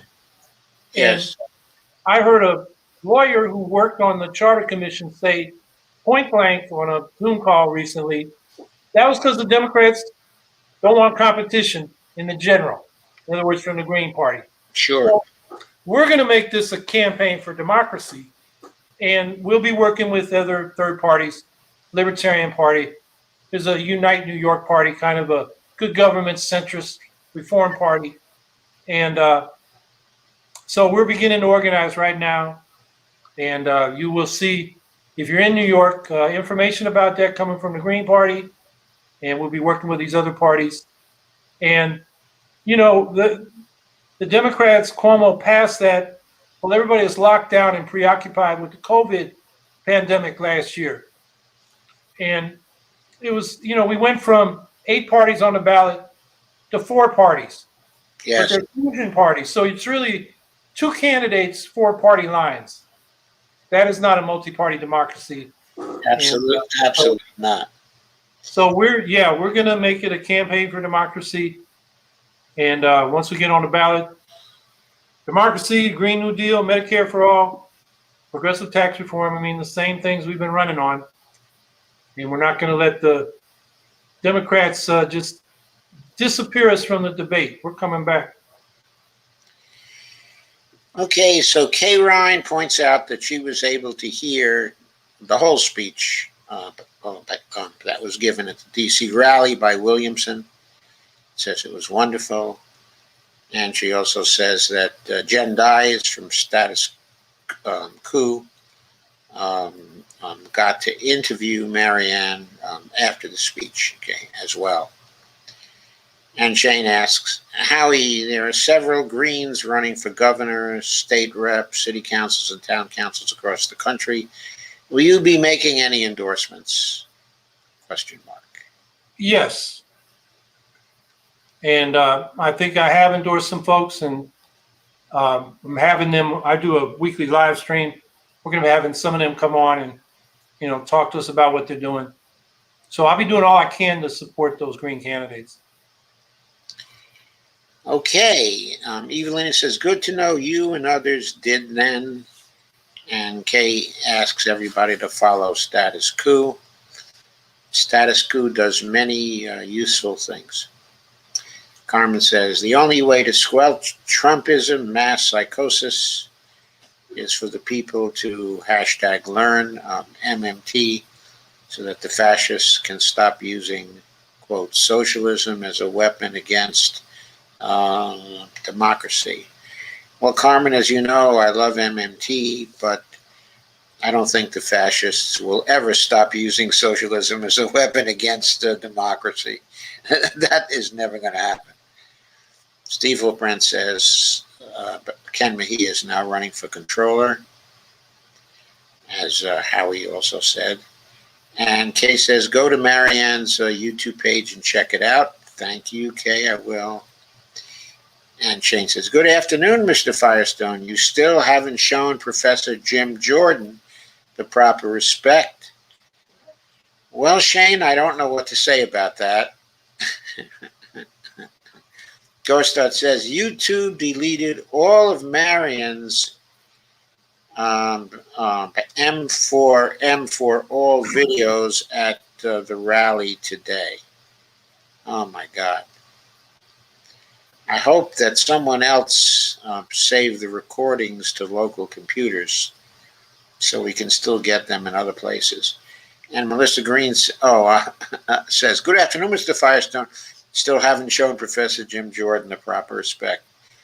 That's a fictional character that some of the trolls who sometimes come to our live streams like to refer to.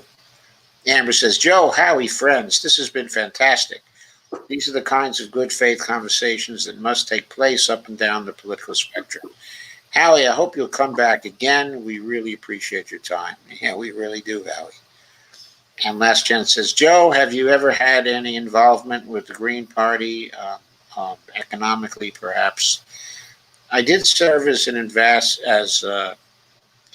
advisor sponsored by the Nebraska Green Party to the platform committee, okay, of the Green Party, back in the run-up to 2018 elections. Okay, if I recall correctly. I wouldn't consider that, though, an economic involvement with the Green Party. It was purely advisory, okay, on my part. Carmen says, viruses will stem overpopulation naturally. It will be a very painful process. Oh, and Professor Spammer had a question which I'm not going to read. Evelina Pont says, let's take care of that 7.5 billion people. Too many people sounds like you'd be okay with mass starvation, plagues, and war, laugh out loud. I don't think that was a comment for you, Howie. Kay says, we love you, Howie. Evelina says, I do think there are too many billionaires, though. Steve says, ask Howie how he feels about hemp replacing plastics. So that's a serious question. Yeah, I think it can replace a lot of uses of plastics. I mean, hemp is really, it's food, fiber, well, food and fiber mainly. But somebody I saw in the chat had looked up what I was talking about, hemp in batteries. And it's, it's good for the soil. It's something that's been used on, I know on this continent, it was a main crop that the indigenous people used, at least here in the Northeast, I know. The first crop that European settlers put in. And it's been insane that we haven't allowed for industrial hemp until, recently. That was part of the, reefer madness against marijuana, which was a different variety that, provided the THC that makes people high. So hemp is a great crop that can be used for a lot of things and replace plastics for things like packaging. Yes. It's also supposed to be very good at taking carbon out of the air, okay, as well. Yeah. Furniture. And that, of course, is very important. And it can be used for furniture, too. Yes, honey.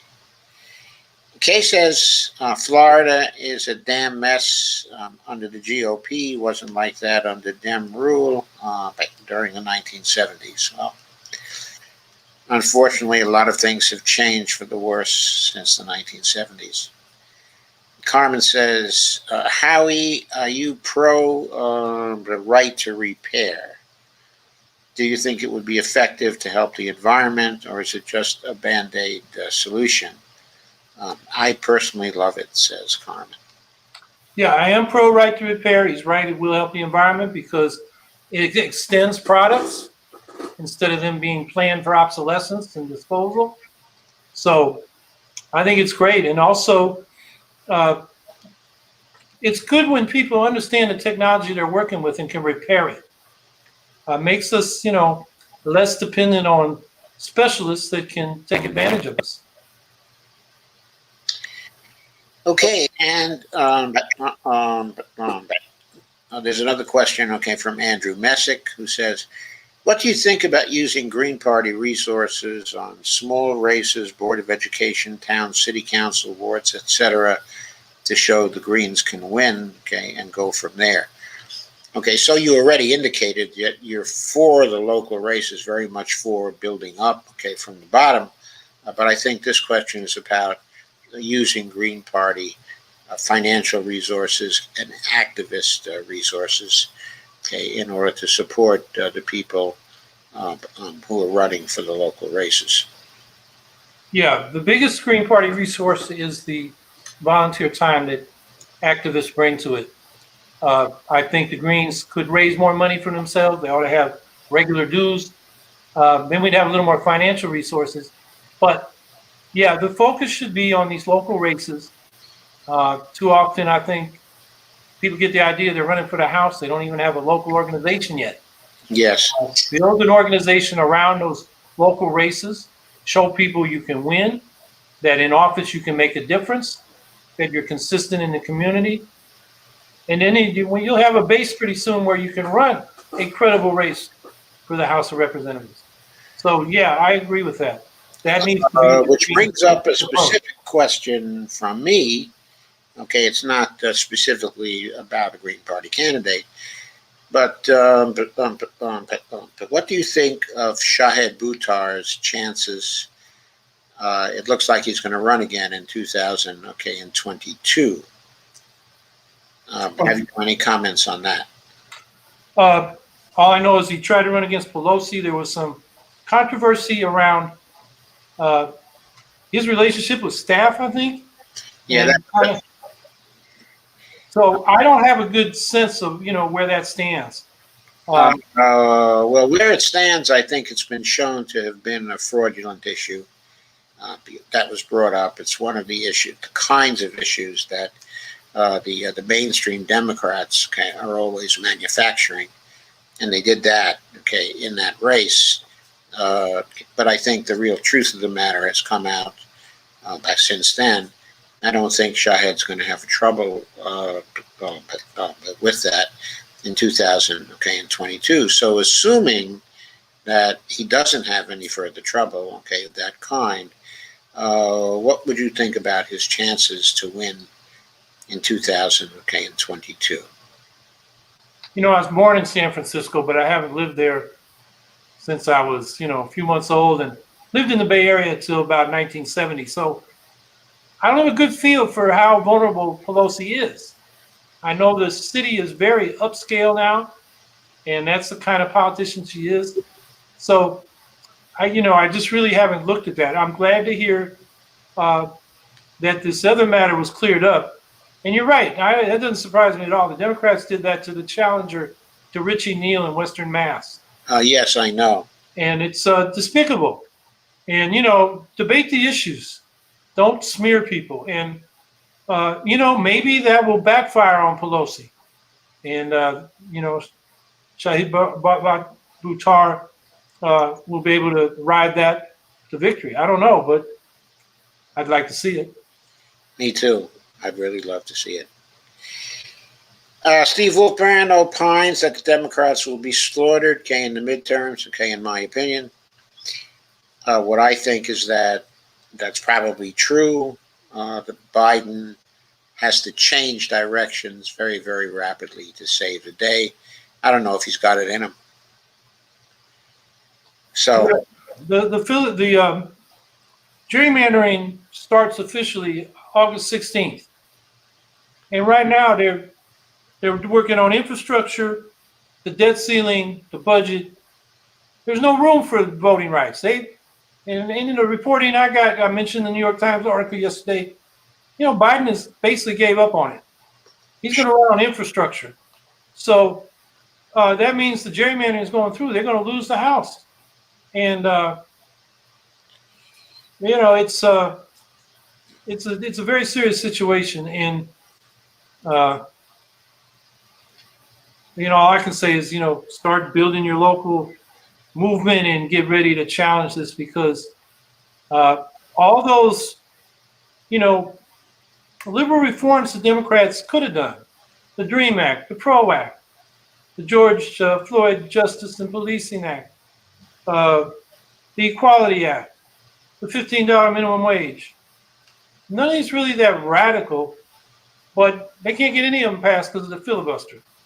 And Biden's sticking with it. And the other thing people have to realize, it's not just Manchin and Sinema. You can find in the New York, Washington Post, kind of a running account of where the senators stand on it. And there's about a dozen of them ain't really for getting rid of the filibuster. Last one I heard, I caught him on CNN or MSNBC, was Pat Leahy. And the anchor was saying, well, are you going to come out against the filibuster so you get the For the People Act passed? And Leahy said, well, I'm going to go talk to the caucus about it. Feckless. The word is feckless. Yeah. Feckless Democrats versus ruthless Republicans. Yes. What a recipe for failure. Carmen says, Howie, when you become president, how will you punish those that commit ecocide without impunity. I think you probably mean who commit ecocide with impunity. Carmen, I think that's the question. Yeah, I think people need to be held accountable for their crimes, whether it's the people that tortured under Bush that Obama let go, whether it's the corporate criminals that like Wilbur Ross and Steve Mnuchin, who did the robo-signing theft of people's homes in California. Yes, that was awful. And, the Obama administration looked the other way, and these guys end up running Treasury and Commerce under Trump. And now you got all the crimes around Trump. There's so many scandals around there, it's hard to be shocked anymore. You're very hard to be shocked. Harris failed to prosecute in that situation. Yeah, Harris failed to prosecute. She got 1,000 criminal referrals or recommendations on Mnuchin, and she declined. And then Mnuchin gave her a couple $1,000s when she ran for Senate. Yeah, boy, and Trump gave her money, and Ivanka gave her money. Yeah, she's a real cheap sellout, isn't she? Ghost Art says hemp batteries are 8 times more powerful than lithium. Scientists discover a battery that could be used in cars and power tools using hemp ash fiber, the inner bark that usually ends up in landfill. That's an interesting comment. Please leave a link if you can to an article about that. Go start. Kay says, when I used to go to Florida a lot back in the 70s, it was a pristine state. No pollution anywhere. Well, I'm afraid that is long gone. And Lana says, is Howie's weekly live stream only on Facebook or on YouTube also? It's on both. It's on both. Great. Then you can find it, on YouTube. What's the channel name, on YouTube, Howie? I don't know, but if you go to my campaign website, howiehawkins.us, and I guess it's in the video section, there's an archive of all the live streams we've done. So that's where I go to find them. Okay, thanks. So, KRTD Media says, Joe, I didn't say that. Didn't say what? Oh, so Shane said, someone else made an account and named it the same thing. Same thing as KRTD Media? Can they do that?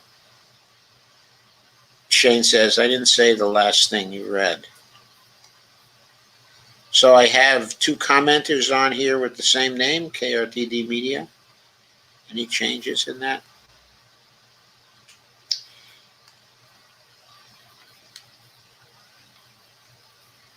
That's awful.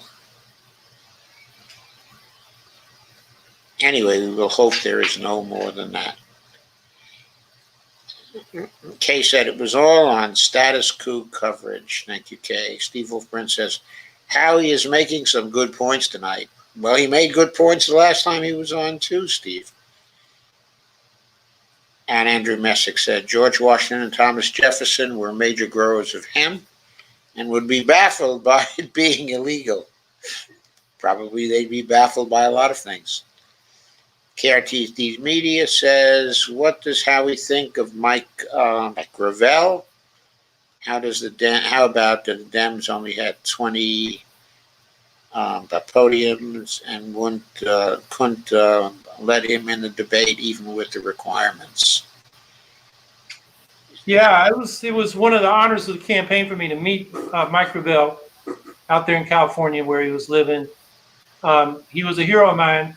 When he read into the congressional record the Pentagon Papers while the Supreme Court was debating whether or not to prevent their publication by the New York Times and other media, that was an immortal act. None of us can ever forget that. And, Mike was always outspoken. He believed in democracy, had ideas for national initiative referendum.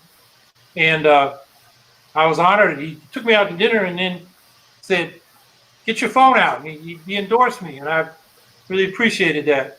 So I miss him. He just passed, but I was glad I got to meet him before he did. And yeah, they should have included him in the debate. He got in the debate. I forget which year it was, and he was calling out the others on their militarism. Just common sense. Yeah, I think it was in 2008. Yeah, 2008. And, they're all smirking, but Mike Gravel was the only one making sense. And he was the only other candidate beside our ticket that talked about the U.S. getting behind this new treaty for the prohibition of nuclear weapons, which has been now ratified by over 50 countries. Should be a big issue of debate. Wasn't even debated during the presidential race, but Mike brought it up. So, yeah, I like Mike Gravel and I miss him. Yeah, so did I. I liked him too. And that reading of the Pentagon Papers into the record, that was a real game changer. Yes, it was. I mean, it also, loosened things up at the court as well, because it presented them with a fait accompli. So that was a different thing. Evelina says, Cuba was said to be the most sustainable developing country in the world. Does Howie have an opinion on that? Well, because of their emergency period, they did develop urban agriculture and a lot more production, but they are still dependent on that sugarcane harvest. They are not self-sufficient in food. So while they've moved in the right direction, they haven't got there. I mean, food sovereignty is really important for national sovereignty and for a real Green New Deal. And the blockade that the U.S. has imposed on them has made it harder for them to diversify their economy. So I think there's a lot to learn from what Cuba's been able to do with agriculture, but they're not there yet. Has Cuba been doing anything in the aquaponics area? I'm not sure about aquaponics. I know they do a lot of, urban vegetables, and then the people out in more rural areas, can have their own plots to grow vegetables and sell them. Yeah. Steve Wolfbrand says he met Shahid Bhutah at the march today in Los Angeles. I was sure you were at that march, Steve.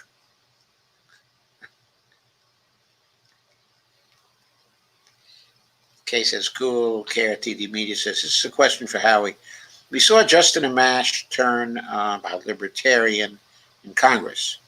But do you think we could ever see a Dem switch to green if they've had enough? But also, what do you think will happen with Justin? I don't know what Justin Amash's future is. I do think we could have one of those members of Congress switch. I remember when AOC was supporting Bernie Sanders. At one point, she blurted out, in any other country, Joe Biden and I would not be in the same political party. Those are countries with proportional representation. So I think, she's the kind of person that, particularly if we can push this proportional representation, might end up being somebody that switches.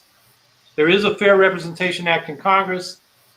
One of the things on my list is to get a hold of her and see if she'll sign on as a sponsor.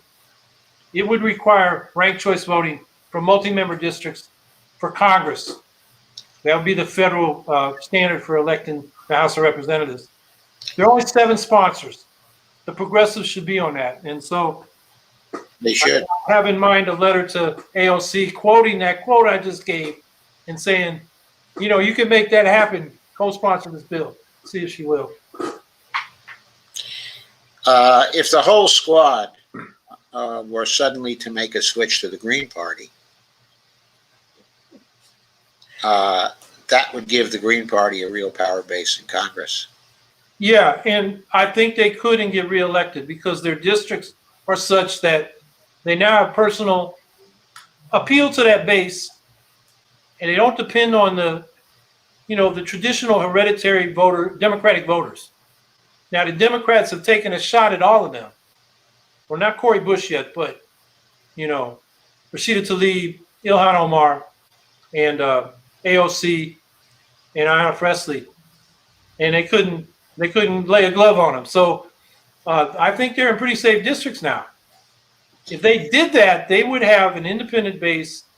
They'd have a caucus that Democrats would have to negotiate with. You're right. That's what I think. Yeah, that's what I think. That's their power. Right. They would hold but the balance of power, okay, because the Democrats wouldn't be able to pass anything without their support. And being in a separate party, they would not be so inclined just to go along, okay, with what the Democrats are doing. They'd be much more likely to strike out, okay, an independent course if they were with a third party. So. And they would inspire green challengers to a lot of these, particularly progressives that aren't so progressive. You know, Congressional Progressive Caucus, I mean, I can tell you stories about, take George Miller, who was one of the founders.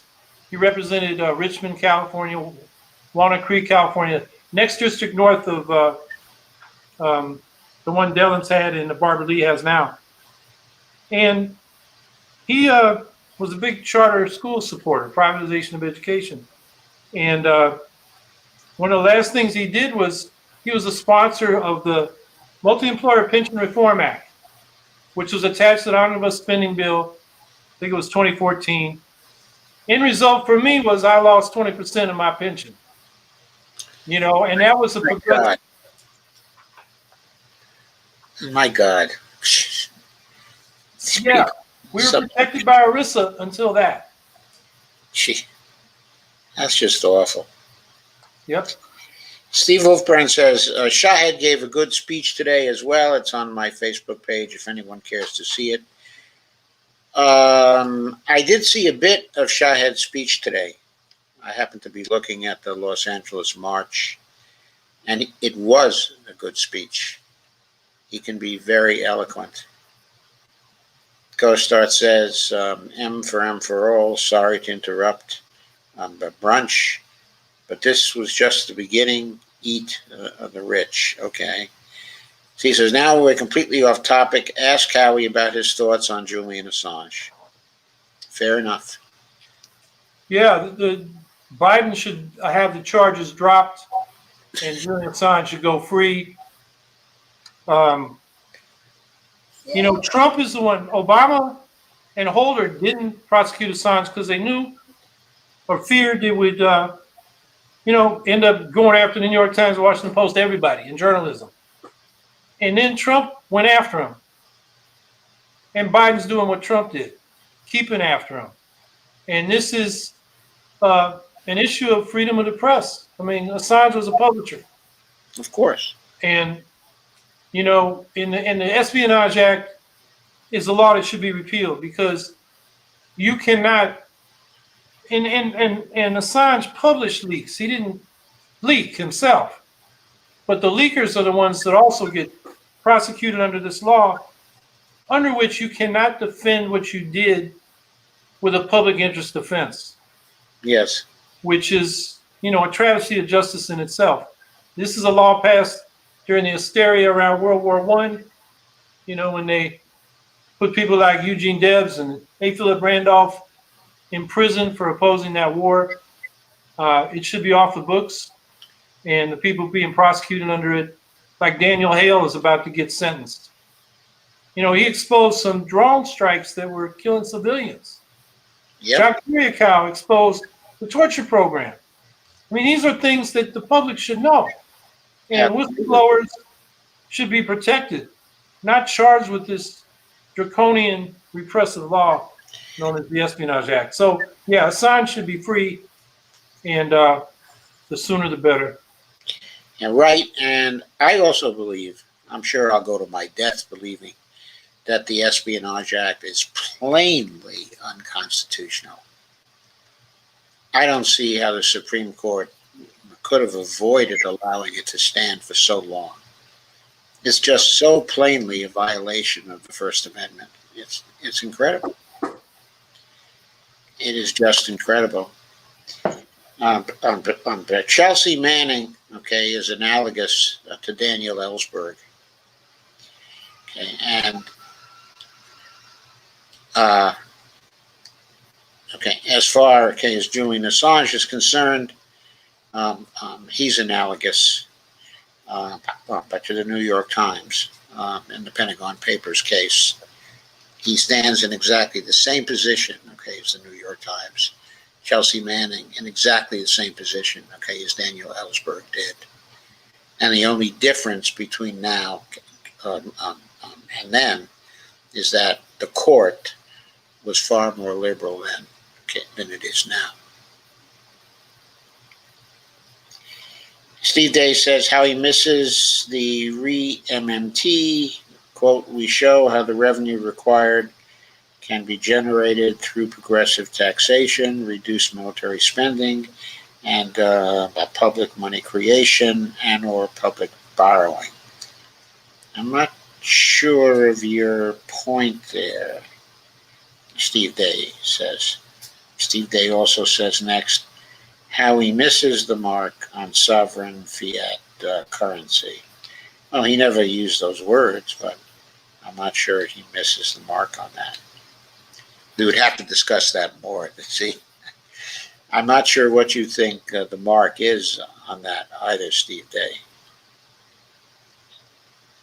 Ghostart says, whistleblower says the conservative nonprofit ALEC engaged in illegal politicking for Republicans. Story by Broken Image Heap. Shocked? No, I don't know why anybody would be shocked by that. That's what they do. That's what they do, yeah. They engage in illegal politicking for Republicans. Steve Wolfbrand said they covered it earlier. KRTD Media says, Howie, thoughts on what's happening in Colombia? Howie, thoughts on what happened in Haiti? So KRTD Media wants you to comment on both those things. Yeah, well, Colombia's military, in which the police are a department, the police are not independent, has been repressing the movement, and it is a creation of U.S. government going back to Plan Colombia and the counterinsurgency war that we fought there under the name of war on drugs. So U.S. has some influence there and should be using it to stop the government from repressing the people that are making their demands, as they have every right to do. Yes. And, being in prison, in some cases killed. Haiti, U.S. should stay out. The Haitians can work that out. There's a strong civil society movement, much of it a legacy of Lavalas that come around, that was organized to get Aristide elected, a few decades ago now. And, what we see right now are elites, which are basically gangs, competing for power. But the civil society movement, I know they're having a conference soon.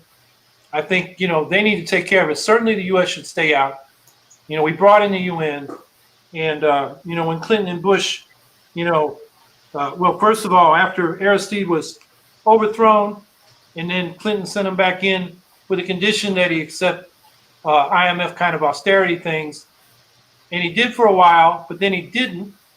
So the U.S. grabbed him in his pajamas and flew him off to Africa. That's the way we treated Haiti for 200 years. That's got to stop. And then the UN peacekeeping forces, there's a lot of sexual abuse, cholera spread from them. Didn't help the people of Haiti. So I think hands off Haiti. Yeah, that's what I think too. I think hands off Latin America more generally. Yeah. Carmen says, Howie, do you have your vaccine? We want to be sure you stay around. Thank you for your appearance. Great comments and replies. Yes, I'm vaccinated. And so am I. Steve Day says, how to go earlier about MMT. I'll replay. Thank you, Steve Wolfbrand. Okay. I don't think that was for you, Howie, that time. Ghost Start says that Mexico and Russia sending aid to Cuba while Biden increases sanctions. Well, I'm glad Cuba's getting some aid from them. It surely needs it.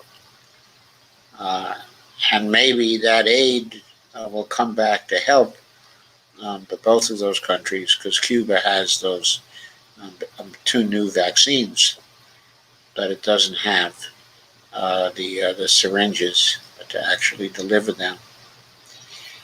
And Evelyn says Cuba is also expert on repairs, but too bad the U.S. blockade is preventing them from getting parts. Kay pointed out AOC was in Cleveland today knocking on doors for Nina. Yes. Evelyn says, does Howie think Americans could be repairing more instead of buying new? So that's a question for you. Yeah, we talked about that earlier.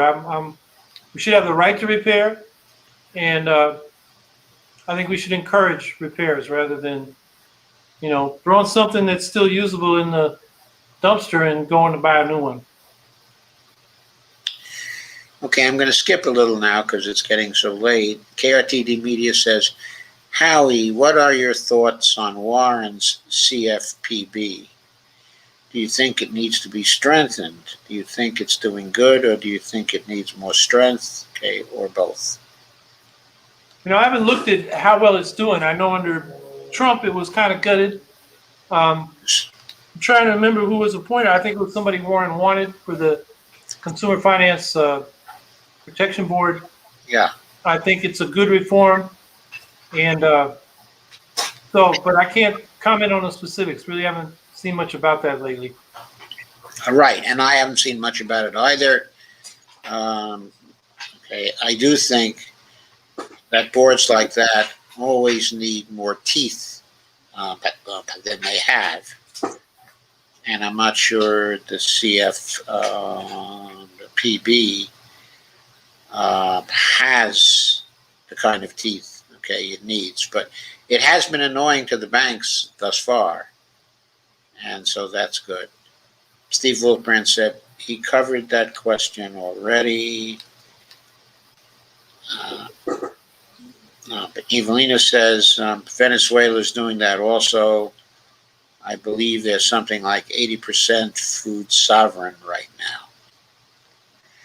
Unfortunately, 80% is not enough. Steve Day says George Miller and smiles.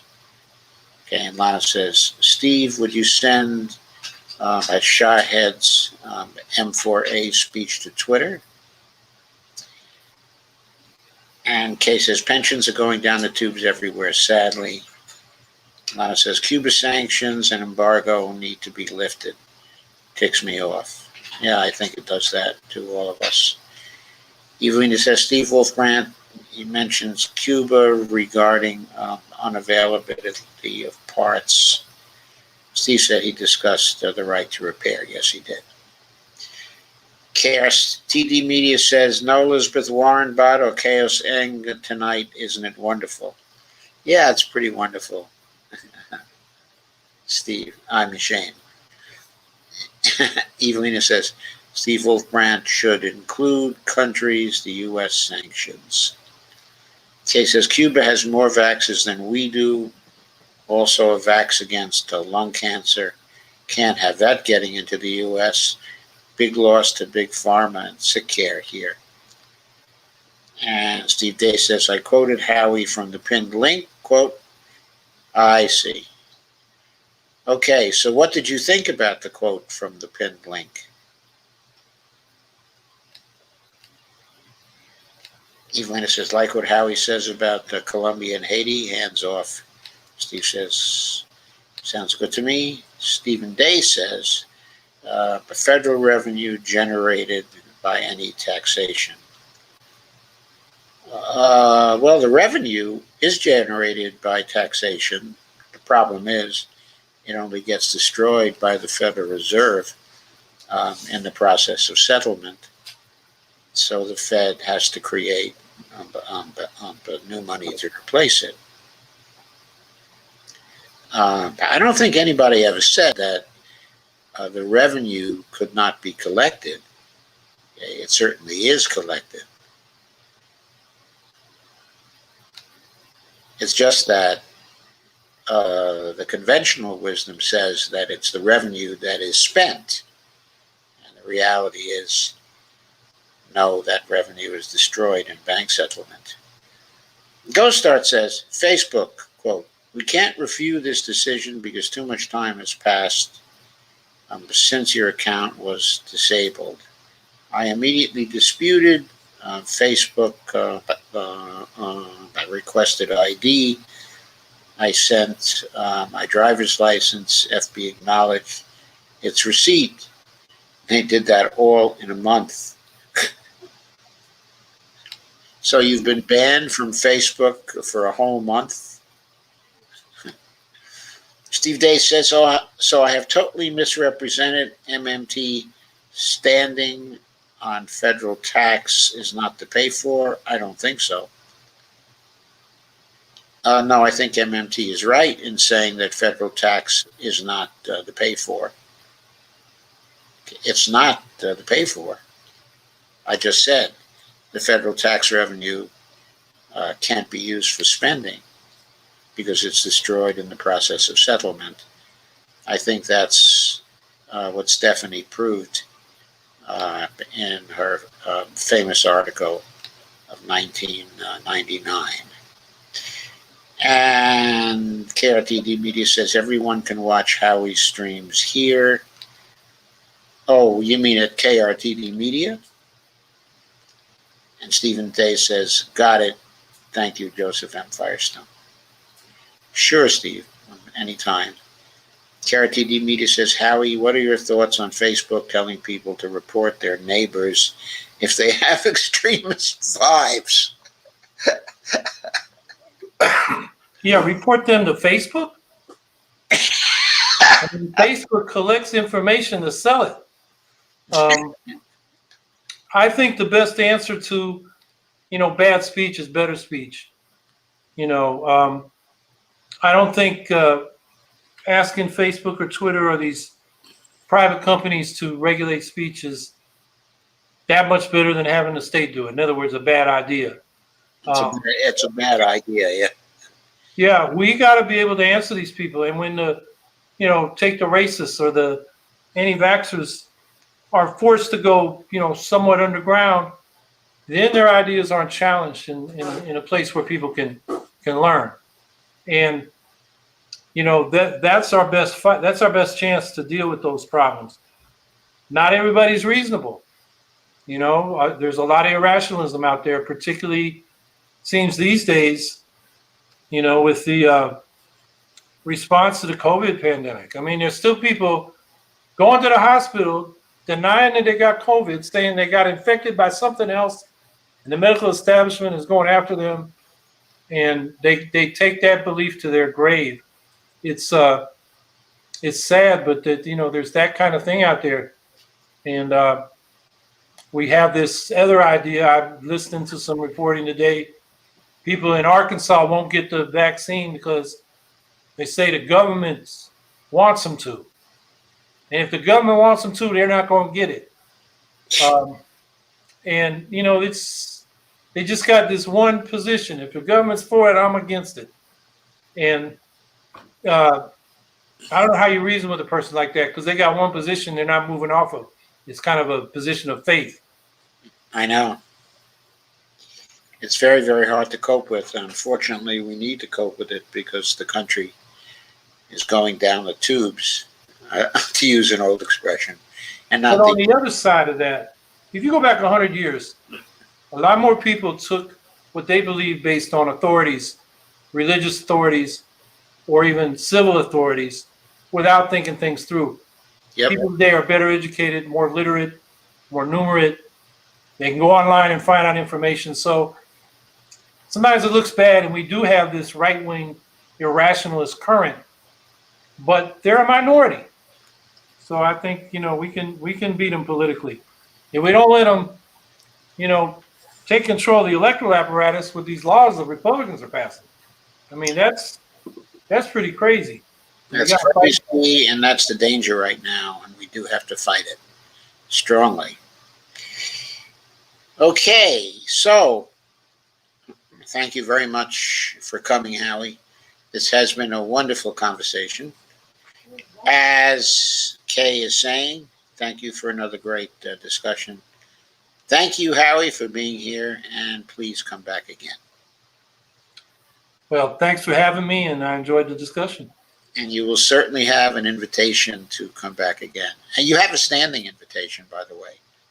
Anytime you want to come back again, just let me know and I will arrange it. Okay, well, thank you. Okay, thank you again for coming. Okay, good night, everybody. And I will see you again on Tuesday. Oh, Last Chance asks, Howie, how can we find you on MySpace? I think that's a joke, isn't it? I don't think MySpace is around anymore. Yeah, that's the way I took it. And Steve says, thank you both. Lana says, good night. Okay, good night, everybody. Good night.